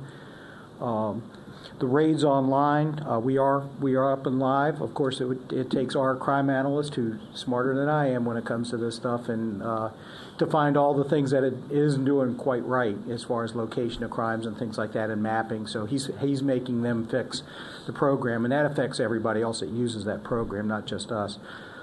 In fact, our crime analyst, comes to every one of those community meetings that we've had in the community, does the presentation. He did a presentation for the investigator subcommittee for COG, and now they want him back for the planning subcommittee and for the crime analyst subcommittee to do presentations on how we're doing things here. So we're doing things right as far as how we target criminals and where we're going after them. The raids online should be the next phase of that. We've only been on it for a couple weeks, so you can try getting on and seeing if our crime starts to pop up and populate on raids online. I don't know if that module is actually working yet or not, because I just got back myself this week, so I haven't played with it. All our general orders are online. With the exception of one or two that may have some operational elements in it that we don't want released to the public. But otherwise, that's a state mandate. Our union contracts are also on there as required by the law, and you can find those on a link from our webpage. We are going to be automating, hopefully, the complaint process. Even though it said on the old webpage that you had to come in person, that was never really the case. But we will have both a complaint and a compliment component on the web page. They're there now, but they're just, we don't have the online form yet where you can actually fill it out online, but that's the next step. And I know training is a huge component. We've all heard about de-escalation. Well, we've always done that. Now one thing police officers in the past were taught, you're a police officer, you don't have to back off. You don't back off from confrontation. There's no legal requirement anyway for that.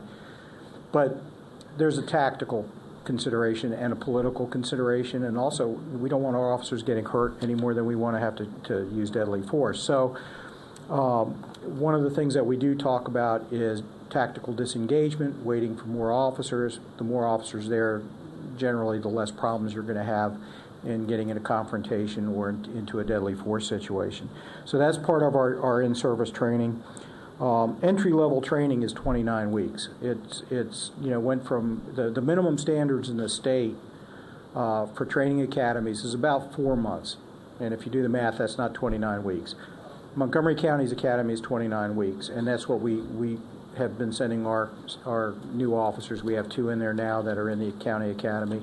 The ribbon cutting for the new academy is going to be on Friday, and they are moving them all over there mid-class. So the other thing is we have about 10 officers that are probably about 10. We have to track down the actual numbers that are already crisis intervention trained officers that have gone through the 40-hour course. We are in the process of putting an 8-hour course together for mental health first aid, which basically compacts that course. Since about 30% of our calls and 30% of all calls nationwide, and actually New Zealand did a study, and wow, 30% of the calls that they deal with involve people with mental illness, so and non-criminal. So we are continuing that training. There's still some grant money left over that the county has as the grant administrator for that training, and we're going to have all of our officers go through the 8-hour course.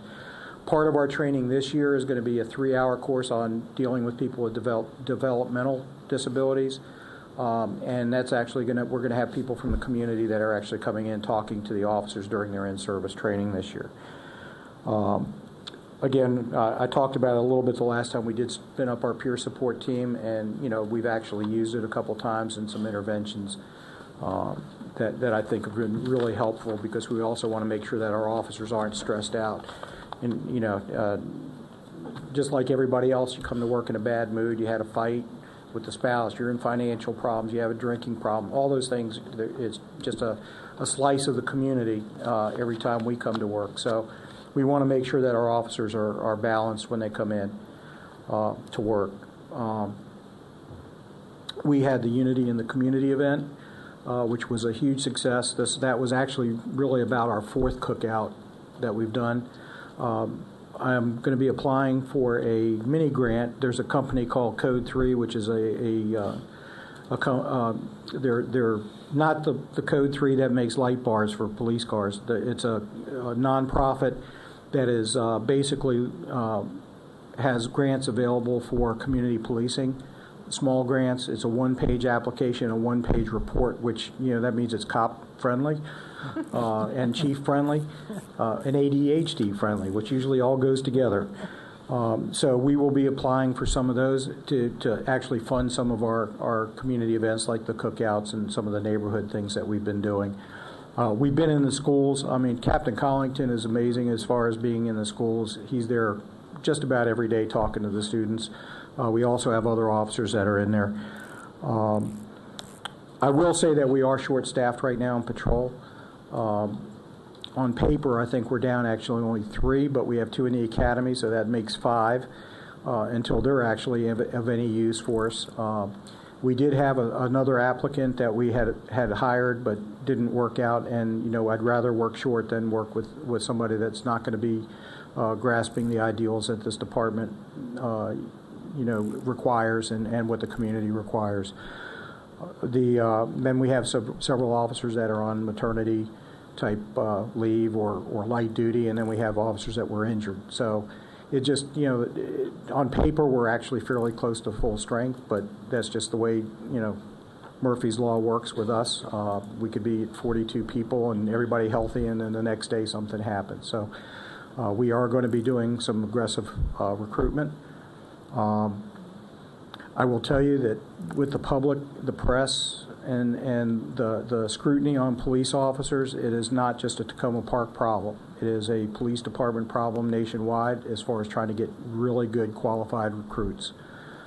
Montgomery County, Prince George's, San Diego, I mean, that was a topic of discussion at the IACP, is trying to get decent people that want to put up with the amount of scrutiny that they have to deal with in this job in today's environment.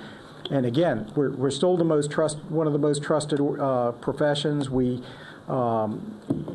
actually use a minimal amount of force. We are very professional, but yet the press and certain interest groups do like to pick on police officers, and most of the time it's undeserved. But it is very hard to recruit people in that environment. I would just like to urge, as you talk with folks, Yes. encourage them to consider a position as a police officer with the city of Tacoma Park.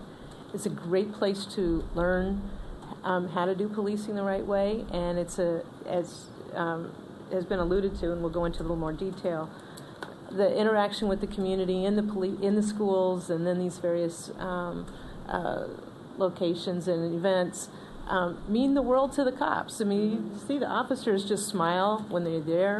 They do want to have those kind of interactions, and this is a place they could do it. So encourage. If somebody needs a job and they've got the kind of the right mindset, we want to consider them. In fact, on that note, we actually did an event over at Nevin School and last year, and we brought a variety of different officers, one of which is sort of known to be a little gruff, a little bit, I don't want to be a community policing guy and everything else. We had to drag him out of the classroom by the time it was over because we had to leave. I mean, so the officers, really do get into it. There's a lot of things that happen, like the officers that were buying ice cream for kids, and I don't know where they got those monster icy pops, so that when the kid goes home, they're totally wired. You can thank the officers for that, because they were buying those with their own money and giving them out to kids during the summer when it was hot. There was a lot of things that happen like that every day that we just don't see, and we don't do a good job of promoting that ourselves. And the officers don't want to really, they're not looking to pat themselves on the back. It's my job when I find out that they're doing this stuff to make sure that they get patted on the back, but they don't want the recognition. So we are, we do have a shortage of applicants. I think the highest score in the last test was like in the 50s, and we're not going to hire them just because we need people. We're going to make sure that we recruit in the right places. Again, it's up to everybody that works for the city government, the residents in the city, the council, to reach out to those people they think would be good candidates, and please encourage them to apply for the position, because there is something to be said for working for the Tacoma Park Police. Versus the county. The county, you're going to be running call to call. You're not going to be doing the things that you do here. Contrary to popular belief, when I started in Silver Spring, we had 86 people working out of the Silver Spring Police Station, and we were holding calls. Now they have 180 people working out of the Silver Spring Police Station, and they're still holding calls, and they don't get to patrol the neighborhoods like they really should, just because of the staffing that they have. We do have that. Daryl was just mentioning to me, she was out looking for her dogs last night, and she said she saw what was going on. There were 6 police cars. I said, no, that's what they were doing. They were patrolling the neighborhood. In fact, we were out there in plain clothes, and they were, blinding me every time they came past. So, that's the kind of thing that we have the ability to do that other police departments don't, and I think it's a good thing. The officers have that time. In fact, a canine officer was walking his dog around your neighborhood last night. I was in plain clothes. I don't think he even saw me there. So it's just one of those things that I think gives you a unique opportunity to do a lot of different things while you're still even in patrol. And we have a lot to offer. Do we have the financial ability to pay what some of the bigger departments do? And the benefits, probably not. But we are close.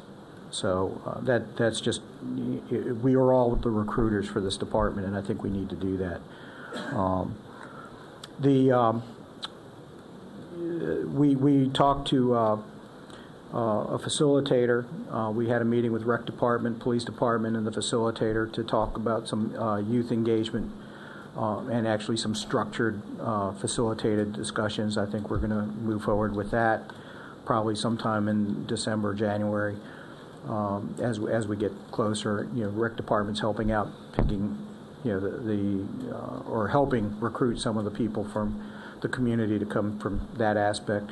The other thing that I think that if I can just piggyback on yes. one of the things that's particularly interesting about those police youth dialogues is it's the real opportunity for one-on-one discussions or 4-on-4 discussions. But one of the kind of basic frameworks is you can't talk about what you've heard. You have to talk about something that's happened to you or that you personally know about. So it kind of helps both the officers and the young people to step away from perceptions a little bit and talk originally about their interactions. What felt uncomfortable? What's why does somebody do this? That kind of thing on a one-on-one, 2-on-2 kind of basis with a structured mediator that helps move that through. It sounds like a wonderful program. I know it's operating in a number of places, including Baltimore. But it was nice to see the officers that were in the room talking about it, and the other staff, including some of the rec department leaders, talking about how to pull this together well, how to ensure that young people will actually come to it and participate in it.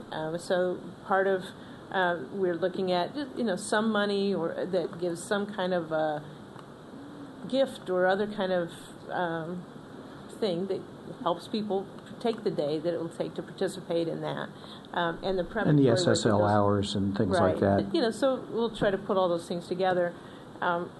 We'll be doing 2 rounds of that, and that's complimentary. That is a free offer to the city. But we are looking at recognizing we may want to pay for that in the future. I'm sorry. And I was going to say, actually at today's COG meeting, the Chiefs meeting, Chief Rossler from Fairfax County and Chief Stawinski from Prince George's County met with the Washington Redskins players. That was in the news over police community relations. And what a lot of the players, that are very vocal out there right now and doing their demonstrations and, for whatever reasons, don't realize it, at least in this area. And I'm not going to speak for the whole, there's 18,000 police agencies out there, and the average police agency is 10 to 20 people. I am sure that the level of training is not going to be the same across the board nationwide. But in the Washington metropolitan area, once the players that were at this meeting were talking to the chiefs and realized what was going on, it's like, well, none of them were born here, none of them grew up here, none of them went to school here. They all came from other parts of the country. So for them, it was very reassuring to them to see what we do on a daily basis and have been doing. It was a very positive meeting. It was actually facilitated by the team chaplain, who I think they should replace since they can't, he needs to get a little bit more aggressive with God and get them winning. So, I taught, I think that type of conversation is very helpful, and it usually, those face-to-face facilitated conversations are directed so that they're neutral, and that I've gone to a couple of the community meetings in Silver Spring, and it becomes just basically a festival of anger and getting across your point the loudest. And I think this is going to be very good for us, and it's going to be, and it's not going to be me, the chief, sitting in there with these kids. It's going to be the officers on a daily basis that have to deal with the kids on the street. Or whatever the group is, and I think that's going to be very positive. Again, we want to redefine some of the non-traditional duties and reward officers for that versus the traditional. How many arrests did you make? How many tickets did you write? I mean, those are all important things as well, but there's a balance, and I think that we need to swing back in that direction. Another thing that we picked up from, there was this company, the Dolan Group is a consulting firm. They do have a researcher. It was peer published research that actually dispels some of the myths about the police use of force. And I'm more than happy to send you the electronic version, Then Kill Trees, if it's something that would be helpful for you. It actually talks about the racial issues, the actual what actually does occur in police shootings, and who's shooting who, and the assaults on the officers and things like that. So I think it's very helpful to get an understanding. Just like if you read the Washington Post, you think that we're just going out there like the Wild West, and it's not the way it is in the real world. So I want to make sure that the facts get across to people, and we're promoting that as well. There were some questions that people had about our diversion program. Because we are the municipal agency, when we arrest a juvenile, we don't have that ability to do the diversion ourselves, but every juvenile arrest goes through the county diversion program, where the opportunity to go through the diversion program for nonviolent first-time offenders. And I've stated before, there's an 80% success rate in their program where they don't re-offend. So I think that's a really good thing. It is voluntary. They don't have to take the contract, but it is something that we've been participating in for the last 3 years now. And then one of the things that's really important to me, and I know we delayed it for a year, is the community survey. For me, that's a report card, and so I think part of the money that we have set aside for the community policing consulting is going to include a more focused survey of the community regarding the police and criminal justice. And I'd like to expand it a little bit to criminal justice, because not just us. I mean, we can't necessarily affect how some of the other agencies do their job, but I think that it's important to realize, what is it really that you say, well, the police aren't locking the bad guys. Well, no, maybe we are, but maybe they're not getting incarcerated. So I think those are very important, because that is my gauge. That is my gauge, is the community satisfaction. I mean, to me, that's an extremely it was very enlightening to me the last time, when I was very surprised and pleased with the result. And I think that it's a good tool for me to use. Some questions? I just had a follow-up question on something you said. I want to make sure I understood it. Because I get this question a lot, actually, from residents. When something is happening, they're like, why do all these officers show up? Like, why does it take, like, all these officers? And, Chief, you just said something before, and I want to make sure I heard it correctly. You said the more officers, the less likely things are to escalate. Correct. And I think for a lot of the public, that's actually, it's almost counterintuitive from what I'm hearing residents ask me that question. Yeah. Yeah, and again, that's just an education piece. One of the things that, when I used to teach part of the CIT class, and when we're talking about somebody in a psychotic episode or in excited delirium, somebody that's not listening to verbal commands, it is amazing when you have one or two officers there and they're not listening to verbal commands, they're incoherent, that they continue to ignore the police. But when 5 officers show up, even in that state, they say, I'm not going to fight. And there's something, whether it's subconscious or whatever. So, again, we in light of some of the shootings of police officers lately, even some of the routine calls, we're sending 2 or 3 cars. Because we don't know, from call to call if it's somebody setting us up. There's actually going to be a seminar now from the National Law Enforcement Officers Memorial Fund. Is putting on a program about preventing police officer deaths in domestics, because there's been a spike in police officers killed responding to domestic calls. It's always been dangerous, but there just seems to be a pretty hefty spike. I think it's up to about 40% increase in law enforcement officer deaths by gunfire this year over last, even though the total number of deaths are about the same. They're about 1 or 2 different. But the percentage of felonious deaths is way up, and that's extremely concerning. So that's why we have more than 1 officer show up for the call. I know in Ward 1, I believe there was the arrest of an individual. People only saw one part of it. They saw that this woman that was about my age getting arrested. And the officers broke the glass out on the window, and they pulled her out of the car and put the handcuffs on her. I mean, there's no force used other than breaking the window out and opening the door and putting the handcuffs on her. But that's what they saw with like 5 officers or 6 officers there. Well, what they didn't see was the traffic stop that occurred earlier, where they stopped the vehicle. The woman didn't have a driver's. In fact, she was suspended and revoked, hadn't had a license in 5 years, no insurance, unregistered vehicle. All these things were, compounding. And they said, we're going to have to tow your car, and she drove away. And they followed her, and she made sure she followed every she did not violate the traffic law once from that point on.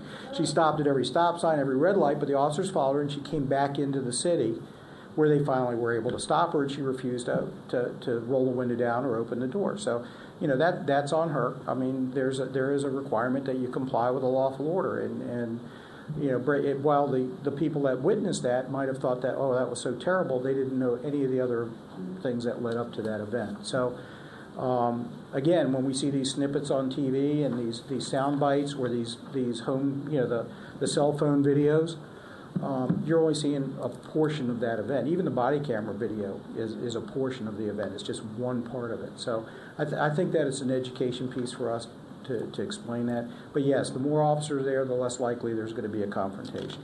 The other thing about having more officers is also the officer, him or herself, doesn't feel as threatened. And so you can take some more time to talk through or figure out how to deal with the situation. And that's a good question that you raised, though. Yeah, and that's the other thing is like, and what people don't understand is like when we make a DUI arrest, but I'll just go for the county, having been a midnight sergeant for 10 years by choice. We would arrest a drunk driver, and there'd be 4 police cars behind him. Well, okay, there's the arresting officer, then there's the guy who's going to have to stand by for the tow truck. Then there's going to be the breathalyzer operator that's probably there, and then is going to go run to the station. So you wind up having 3 or 4 cars there for a traffic stop, and it looks like overkill, but there's a reason for it, and people don't understand that. When we make a traffic stop, daytime or nighttime, we usually have another car that rolls by to make sure that the officer's okay. And I think the question might be for the city manager, whether we're moving forward with any plans on the $40,000 that we had. Well, Haven't yet. Yeah. And I think the more that we have talked internally and one-on-one with some of the council members, I think the more that I would like to spend a good portion of that on a good survey. I haven't heard complete understanding about some of the things that the council members might want to see in that, or with some other use of the funds, but I really would find that the most useful. And so that's something that we just haven't sat down to compile the information that we had from previous discussions with council members in a format to get that out. But I think we should move on it unless there's a real strong feeling against that.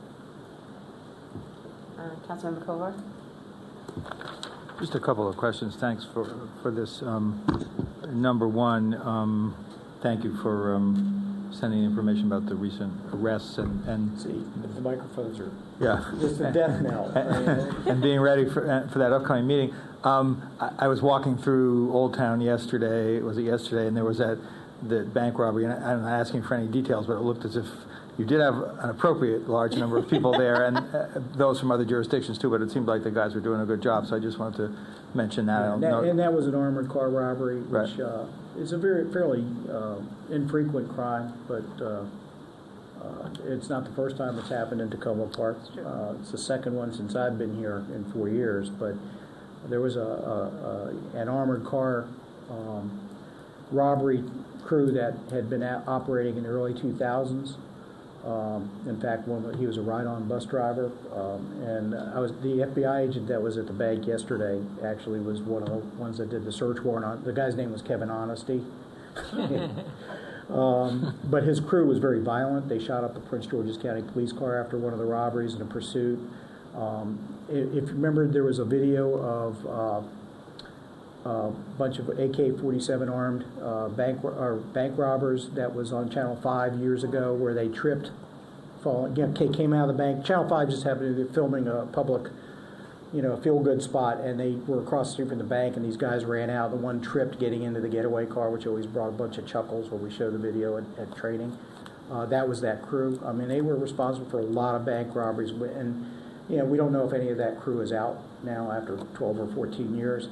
But one of the FBI agents that did the search warrant, he lived in an extremely impoverished apartment complex, and it was like Eddie Murphy in Coming to America. You open the door, it had marble floors and gold fixtures and everything else, but it was in this really, so there is money to be made in that line of business, but it's a very specialized crew.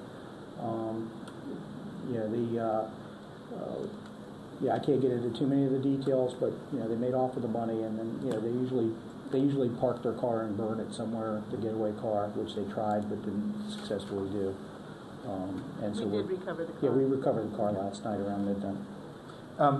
That's helpful. Could you you mentioned that incident in Ward 1, which was on Holly Avenue, and so I think the public information you put out subsequently did help people understand that a little bit better. But just because the city manager was talking about this de-escalation issue, so in that case, and you get a group of people around the person when they finally stop the car again, and they don't come out, I mean, do they break like the back window, or do they break the window on the other side, or the one right where the person is sitting? Whichever window is the most convenient to break. Yeah, right. And since you got to take them out of the driver's side window, and that's the one that could be the one that would be. Right. I mean, but there's no two situations that are identical. Right. I think Chief Manger was posed the question in one of their shootings, or one of the situations where there was no deadly force used. The decision is not always the police officers. It is incumbent upon the individual to comply, and if the person doesn't comply, there is a level of reasonable force that can be used, and that may be deadly force in some situations. It may be lesser force in others. But, let's put some of the responsibility back on the person that is breaking the law and disobeying a lawful order to go into custody. But you think in that case with the Holly Avenue one, that was a good example of the de-escalation, given the nature of it? There was no overreaction. Right. And in fact, there was no real force used on her other than, when they broke the window out, opened the door, and they took her seatbelt off, and they stood her up and put the cuffs on her. I mean, Can you just, one last question on the international conference, I thought I read something about a resolution that was passed. No. That was looking No, back. it was a speech and what was taken a little bit out of it. I think I know what you're talking about, where the apology for the past sins. Right. Basically, what the former president of the IACP said in his speech, that was his final speech, and then the new president took over, was that law enforcement is paying for the sins of the past, and you know, it was taken a little out of context, but you know, I think there was a Southern Baptist minister that actually said it right. He goes, "You remember the past, don't live in it." And unfortunately, you know, we have people that do both, and we do pay for the sins of our fathers. There was abuse. You know, we're not saying it was even in the last 10 or 20 years. It could have been 60 years. It could have been 1960s. It could have been 1950s. You know, the police were not always impartial. They were used to enforce segregation laws. We you know, in the 60s, I mean, I was like 5 years old, but we, as police officers, were forced, not so reluctantly in some areas, to use dogs and water hoses on peaceful, you know, demonstrations. I mean, you know, that was a misuse of the police, and again, you know, those memories, those scars run deep. Yeah. Okay, thank you. Councilmember Smith. Thank you, Mayor. Appreciate you giving the presentation, Chief. I asked the city manager a while back to see ways that we can get officers more engaged in youth programs, and one of them is the ACE Academy at Essex House. Have you had any more talks with officers to have them come and maybe mentor some of the kids there, or just stop by and talk about, you know, what it means to be a police officer? No, actually, Captain Collington's been involved in that, and is coordinating most of that through the operations section. But yeah, and again, with the staffing where we're at, one of the things that eventually, if give me some wood, if we get to where I want to be with the staffing, you know, we'll have a community service officer that will be able to coordinate a lot more of that. Right now, people are wearing about 6 different hats, so it's not as coordinated as we would like. But yes, the short answer is yes, we are doing it. There are officers that do interact with the youth all the time. Again, we don't pat each other on the back, and we don't advertise it, and that's our fault. But we're never really that good at doing that for ourselves. And again, if there's a particular day or event that works, that's particularly convenient, that you want to let us know about, we'll see if we can move people around so that someone can be there. And I was just going to say, actually, I'm meeting with the principal of Blair, with Captain Collington, to try and get our Explorer program off the ground on Monday, and we're going to try and do some things. The District of Columbia is actually doing a cadet program where they actually pay these kids from 18 to 20, and then with the intent that they're going to start the academy and then become police officers. The problem with that is, again, they have to do a pre-test to make sure that, you know, they don't waste, you know, that many years of this kid's life or their time and money, so that they will be able to pass the test. But you know, that's not probably going to be an option for us as small as we are. But you know, we could probably partner with somebody to do that. When it comes to recruitment, going through the process, you know, I guess a lot of it's physical, some of it's academic. The things that are going on in the country, has that become a component that new officers are having to deal with and understand, you know, this new 21st century of policing? Well, again, I mean, you know, the whole concept of 21st century policing, I mean, I hate to say it, but that was what Sir Robert Peel was doing in the 1800s. I mean, the reality is it's back to basics policing and remembering why we're there. As far as the recruitment process, you know, we try to get, you know, a cross-section of the community. We try to get people that are qualified both academically, physically, and emotionally. We teach them what we want. They're not going to, it's just like any other job. I mean, doctors have to constantly learn, and when they go to medicals, they don't know how to do surgery until they graduate medical school and do residency. So, I don't want to say that when we do the interview panel portion of it, yes, that is a component of it. Not necessarily the pillars of the 21st century policing, but how do you feel about interacting with the community? Why do you want to be a police officer? Those are the things the questions that are asked in the interview part. The problem is we can't get people to get to that part. So, but that is part of it. If I can, you can correct me if I'm misstating this, but I mean, part of the problem that we have are people who have drugs in their system or have records, and there's a certain amount that you may have ruled yourself out forever, or you may have ruled yourself out for a number of years before the police department can consider somebody, and that's been a problem. Have you, and I understand that's a problem because a friend that's a former special agent at FBI, he says they had the same problem, trying to find people that aren't in the system for drug users. The FBI in particular just changed their drug policy from, they in the state of Maryland used their old drug policy and still continues to use it for marijuana. You cannot have used marijuana within 3 years. We've interpreted it 3 years of the date you become a sworn officer, not necessarily the day of hire or the date you're hired. But the problem is they have a cutoff of 20 uses. So if you had 21 uses 17 years ago when you were in high school, and now you've been through the military and you've been in other careers, now you want to be a police officer, that 21st use will get you disqualified. Of course, if you lie, the polygraph disqualifies you. Where did that number come from? What scientific evidence was there based on that? Now, I could have a guy that's used marijuana 20 times, 3 years prior to applying, and, he would get accepted. So I think there's got to be a little bit more flexibility in that. And Maryland, and there was no agreement in Maryland Chiefs. I mean, there were some that just drew the line in the sand and said, well, but the FBI changed the numbers that we're using.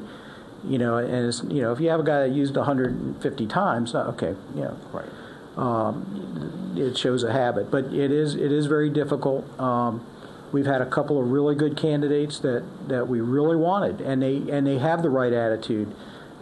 Some of them got in trouble, and it may take them some time to dig out of that hole, and it doesn't necessarily preclude them. In some cases, it will.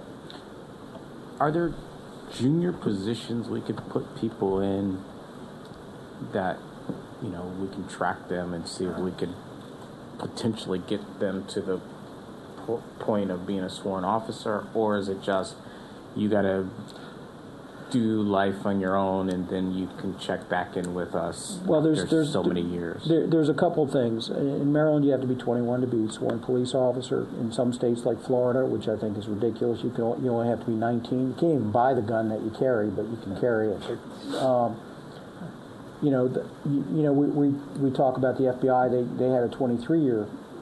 Was their minimum age, and part of that's maturity. You want people that are emotionally stable and have some life experience. So in the case of D.C., their cadet program, I think Montgomery County's spinning one up. These are big agencies that can afford to do that. And that cadet program itself is basically, that's what it is.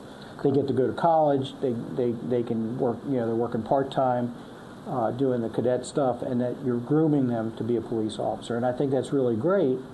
But I don't think it's going to work for most smaller departments. And finally, I know my colleagues have questions for you. Washington Adventist University has job fairs, and I don't know if the department has a booth or asking some of the kids if they want to join the force. But I would suggest that these kids live a clean life, most of them, that you would want to consider them or talk to them because one graduate did mention to me that he had considered Prince George's County police force, and I think more kids there would would like to work here in Tacoma Park as a police officer. And that's one of the issues, though, when we hire college-educated people with degrees, which I firmly believe is the way to go. We have hired a lot of people with degrees, is that they can just, get a couple years here in the preparatory school and then go somewhere else where they're going to get paid more money. We do have Montgomery County lowered their standard of education from 2 years minimum to 2 years of equivalent experience or military, which basically we do the same thing. But in order to get promoted in Montgomery County to sergeant, you have to have at least a 4-year degree. So, they're going to have to work towards that, knowing that. Prince George's County, I think it's just a high school diploma. College is preferred. But there's some advantages in Prince George's County. You get paid more, and you have a chance to make a little bit better retirement. So those are the things we compete with. I mean, and that's not unique to Tacoma Park. I mean, all the smaller agencies have to deal with that, the reality of the budget. And Gaithersburg, their salary is much higher, but then they don't have certain benefits that we have. So there's a balance. I can tell you that most cops that get hired don't even look at retirement. That's the last thing that a young rookie is looking at. Thank you, Chief. Councilmember Siemens. Thank you, Mayor. And thank you, Chief, for being here at this hour of the night. First thing I wanted to follow up on a question asked earlier, and that was about the bank. I know that yesterday there was the incident, but not too long ago there was also an attempted robbery at the Bank of America. Yeah, we actually identified him and have an arrest warrant out for him. So. Okay, I was just curious if there was any. He's not a rocket scientist. Okay. I wanted to. I appreciate all the things that you've done and we've talked about since the last meeting, and you've actually taken steps on many of those things. But I feel like there's a gap here between the concerns that I've expressed in the past and what I've heard back from you, and I don't get that warm feeling like you understood what I meant, or that there's been any progress in that way. And I'll give you some examples. Some of the concerns that I've had is with complaints from community members about the way officers will talk disrespectfully or aggressively to individuals when they pull them over, or community members of color who have complained that officers just treat them like they're invisible if they pass them on the streets and say hello to them. And that's not all officers, obviously. There's perception among the young black men that they are stopped more frequently when walking down the street than what they feel the Caucasian young people are. And there's been some, through the years, some examples that I've given where, the one that comes to my mind is where a young man from the pool, lifeguard from the pool, walked out to the bus stop and was stopped, and he just felt like that happened a couple of times, and it was more because of what he looked like than anything else.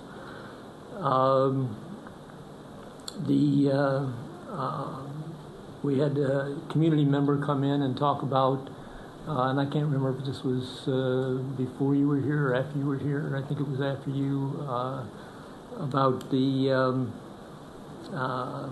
just the approach of officers with the teenagers on this, the young teenagers of color that felt that the officers were kind of aggressive in the way they talked, almost goading the kids into doing something rather than just telling them what they shouldn't be doing or talking with them in a respectful way. Again, we had a couple of young people come in here and heard other complaints about the complaints and whether they've been handled in a fair and equitable way. And I think I recall one officer who left the city, but had been identified in complaints that were found as unfounded. Again, just the feeling that the complaints aren't being handled in an appropriate way. And then I guess I hear a lot of what you're talking about, and I hear good programs that you're talking about doing, and I see a lot of positive steps, but I haven't heard really anything that there's any acknowledgement that maybe there have been some other things that we need some training on, or we need to make some progress on any of these, or maybe you feel that they're, none of them are founded, and that's, I guess. Well, I will tell you, we know who we're talking about, in the one person that no longer works here. There's a reason he's no longer working here. So, there are personnel issues that we cannot discuss by Maryland law in an internal complaint under the Officers' Bill of Rights, and as well as the legal requirements, because they are personnel files and personnel actions that it can't be discussed. The individuals that make the complaints oftentimes are goaded into making complaints by their peers, because it's the best defense is a good offense. I will say the vast majority of complaints are unfounded. They are usually a misunderstanding between the two parties. We have a process by which the complaints are tracked. All the interviews are recorded, from both sides. And there is a thing called lawful but awful, where the officer didn't do anything legally wrong and departmentally wrong, but could have been handled better. And those are the things that's where counseling comes in with the officers. Again, those are personnel issues. And because a person makes a complaint and doesn't like the outcome, doesn't necessarily mean that it wasn't done properly or fairly. Granted. I will tell you that we do not randomly stop people to the degree that it was being done 5 years ago, before I was here. We don't have those issues, and we get an average of 10 complaints a year. And very few of those are from juveniles. We only arrest like 10 juveniles a year. So we don't really, we don't see that level of angst. Maybe they complain to you, but they're not complaining to us. Well, and I'm kind of old too, so maybe maybe there's some history in there too that is past. And there is no doubt that some of that took place. And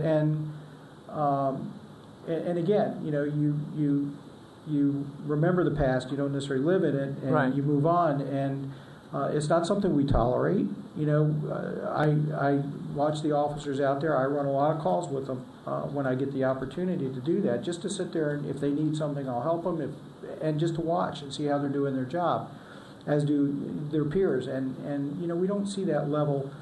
And I know exactly what you're talking about with some of the incidents that took place. And generally, it was one person in the entire police department that created most of those issues.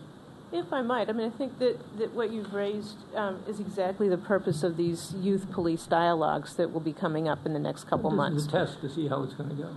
Well, I'm not even going to say it's a test. I think it's going to go well. I actually have a lot of faith in it, because again, your perception or the perceptions of the people are what they heard, the stories, and they get embellished. The next thing you know is, there were 400 police officers that beat this guy there, even though we only have 42 But Chief, people. I'm sorry, I don't interrupt. I still think the two of you are talking past each other. And so I would say the place where I also feel like Councilmember Siemens, we've made a lot of progress, but I feel like there's still sometimes a slight disconnect, is not what the reality is of how our officers are working necessarily, but it is the context in which we're all living right now, and in particular our young people and our young people of color. And so it's how they're feeling about what's going on nationally, and meeting them where they are and understanding that. And I think the officers get and that. I do, and I think we're making a lot of progress in thinking. I agree. But I will admit, and I thank you for all your work on this. But even when I listen to you talk, I still feel like sometimes we take a few steps forward and we take a few steps back. And I know this is a process, and I'm glad we're going through it.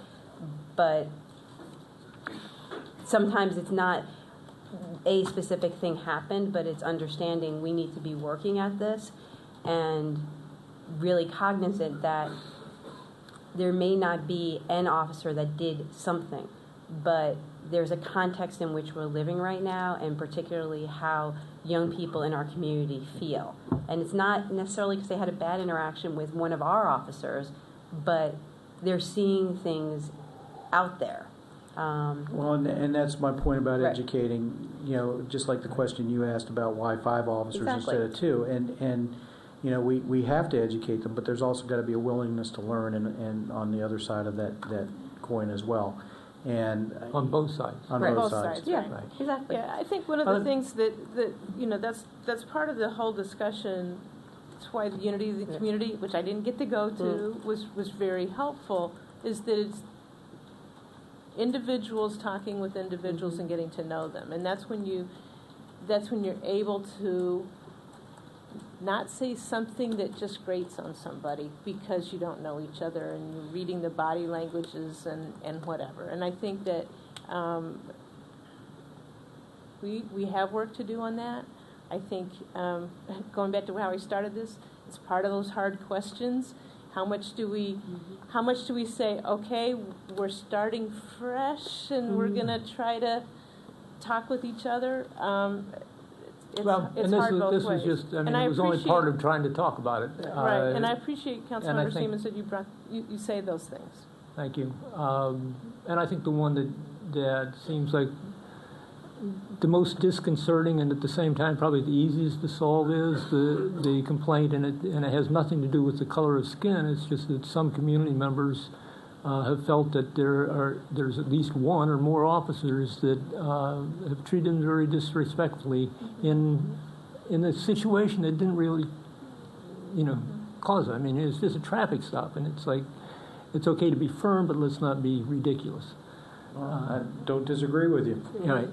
And then the last thing I just wanted to ask you about, and because you haven't mentioned it, and it was as part of the training, I'm sure that it's part of the initial training, but I just wondered if ongoing training included the verbal judo or verbal de-escalation. Well, that's part of de-escalation or Yeah. tactical disengagement, whatever you want to call it. There's a lot of companies selling tactical judo is a trademark company. Okay. But I mean, there's, you haven't mentioned that in all your talks, and I just at least because I assume, again, I've got to educate you, and when we do the role playing and we do scenarios and use of force, I mean that's part of it. The commands, how you talk to people, how you get them to do what you want. Most people don't really like going to jail. I mean, it's just one of those things. They don't like it. So we don't want to get hurt any more than we want to hurt somebody. And the fact is that is part of our yearly in-service training. How we use commands and how we use tactics to get compliance without using force. Okay. I thank you. Councilmember Schultz. Yeah, a few questions. Starting with the fairly prosaic question, I noticed some of our patrol vehicle cruisers have smoke glass windows. Actually, they're stock. That's the way they come. Why do they have to be I mean, I understand that, but it seems to me when I see an officer driving by my house, and I'm not a teenager and all that, I'd like to be able to know who the officer is and be able to say, it's a face I recognize, so I can see that person. And it just seems to me strange that to me it sends a message that I'm inside this vehicle and I don't want anybody to know who's driving this car. Well, the simple answer is it's their office. It gets hot out. and this and the tent keeps them from getting hot, and it's partially environmental. All those vehicles come with the back windows tinted. It's a standard tint. I mean, it's the lawful tint that comes out. It's not something we put on the cars. Now, there are cars that we might do that with that are, undercover cars or something where you don't want to see somebody inside it. But for the marked cars, that's just the way it is. And, if they ride around with the windows down, which a lot of us do, depending on what we're doing. Right. Then you see them. I mean, if you look at stock, I think maybe there's a little hypersensitivity because they are police cars. But if you watch all the cars that drive down your street and try to see the driver, you're going to probably wind up seeing the same thing. It's just the way the cars are. But there's a little hypersensitivity because it's a police car and you want to see who's in it. And you just don't realize that with the other cars that are out on the road. I guess what I feel is that in the old days, I'm trying to relive, I should say, there were officers who were more likely to be on foot than in patrol vehicles. At least that's how a lot of nostalgia would have it be.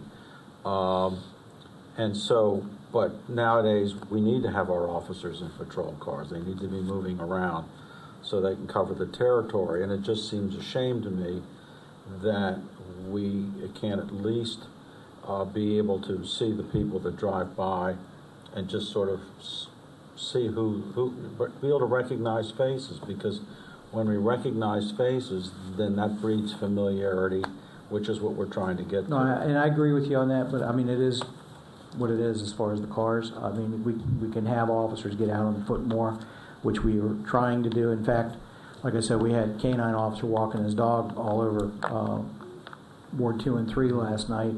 There were more police cars there than, in those areas because we're targeting a specific crime. But there were a lot of people out on foot too. So, the reality of it is, I mean, that's just the cars. And I think it's more hypersensitivity that it's a police car with that level of tinting when the same car, with mom going to the grocery store or the soccer game is the same exact car. Right. No, I understand that part of it. You mentioned in the beginning of your remarks about that you've got a couple people in the academy who will be filling positions, and then you mentioned that you had somebody come out and you had to disqualify them.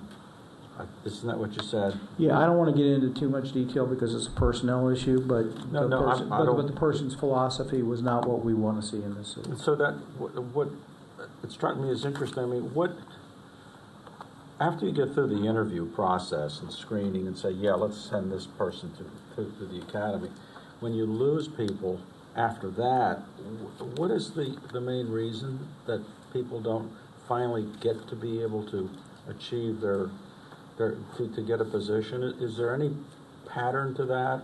Well, I mean, academically, the academy is extremely challenging. You said it's 29 weeks? 29 weeks, but physically it's challenging, and it's academically challenging. It's probably the most academically challenging academy in the state, which is a good thing. I mean, I want that. And not everybody passes. Now, we have had very, very good luck that everybody we've sent to the county academy in the last 3 or 4 years has passed. And so this person actually hadn't started the academy, but we started seeing some red flags, and we thought that it would be a good time to cut bait. Okay. Sure, right. Before you spend all that time and effort, right? And embarrass, and frankly, possibly embarrass us with the person's behavior in the academy. So. Oh, okay. I guess I have another question that pertains not to our police department, but what's going on in our country that has got people so alarmed about police-community relations in general. And that is a lot of times when you watch all this on television and you see videotape of what looks to be like unprovoked police shootings, and then there's all this controversy that goes on in the press and among the social groups and this sort of thing, a lot of times it comes out that, well, we need to do a better job of training our police officers.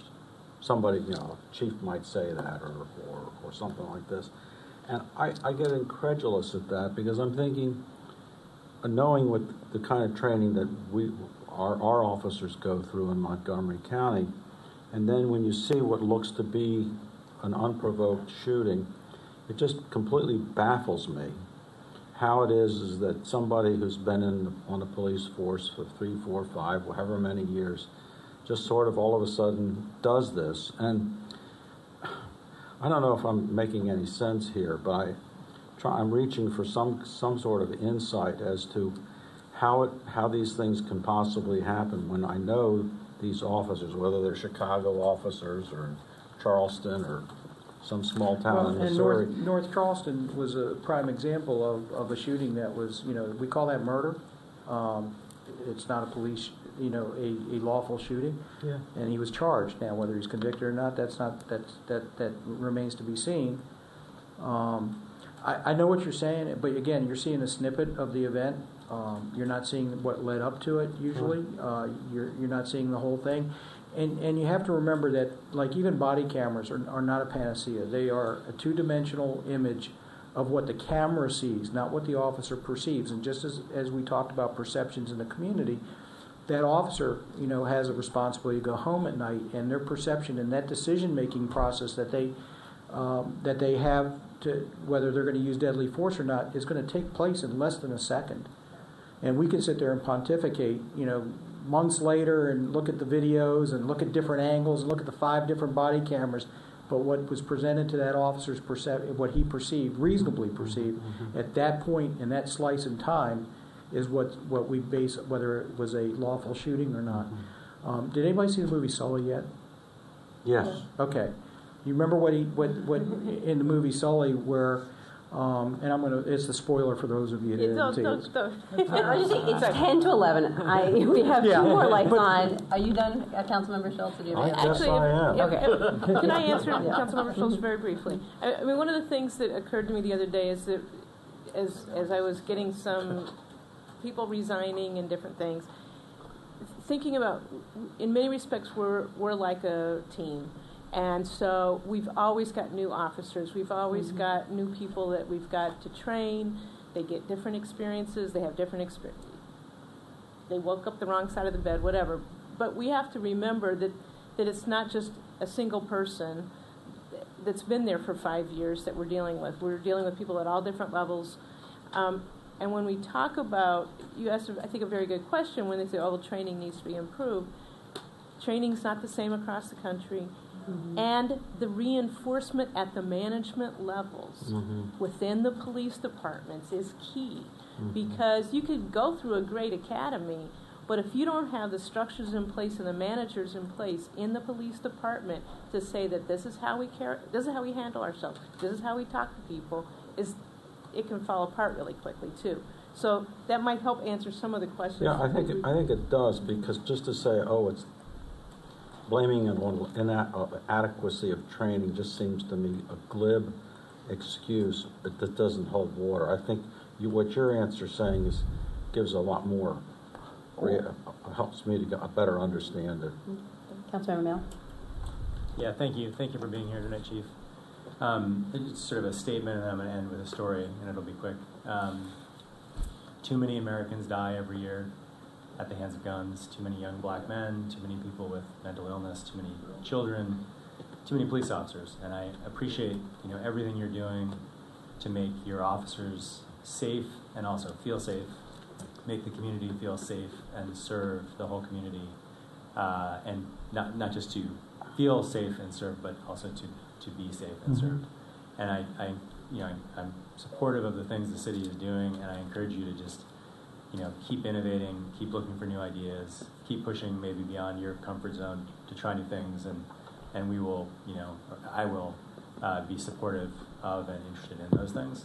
The story I was going to add was from A Simpler Day. It came out at Dorothy Barnes' party the other day. I had not been aware that either her father or her uncle Her father was a policeman. Was a Tacoma Park police officer, and then went on to the Prince George's County Police. Back in the 30s or 40s, was one of the people who helped first create a police force in the city. And both Dorothy and her daughter told me the story of somebody calling in a dead horse on Sycamore Avenue, and the policeman come into the scene, tying the horse to the back of his car and driving it down onto Elm. And people, what are you doing? Why are you driving?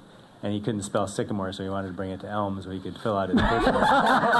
So it was just so even back then, there was paperwork. Gotta love spell check these days. So. Councilmember Smith. Thank you, Mayor. You top that. You always hear about, in the news today about lawful orders, right? And whether or not this person was following a lawful order. What is considered a lawful order? And maybe a better way of putting it is, what isn't a lawful order? The best advice I can give to anybody is obey the order, and then, that's not the place to contest it on the street. There is a complaint process. There are legal remedies.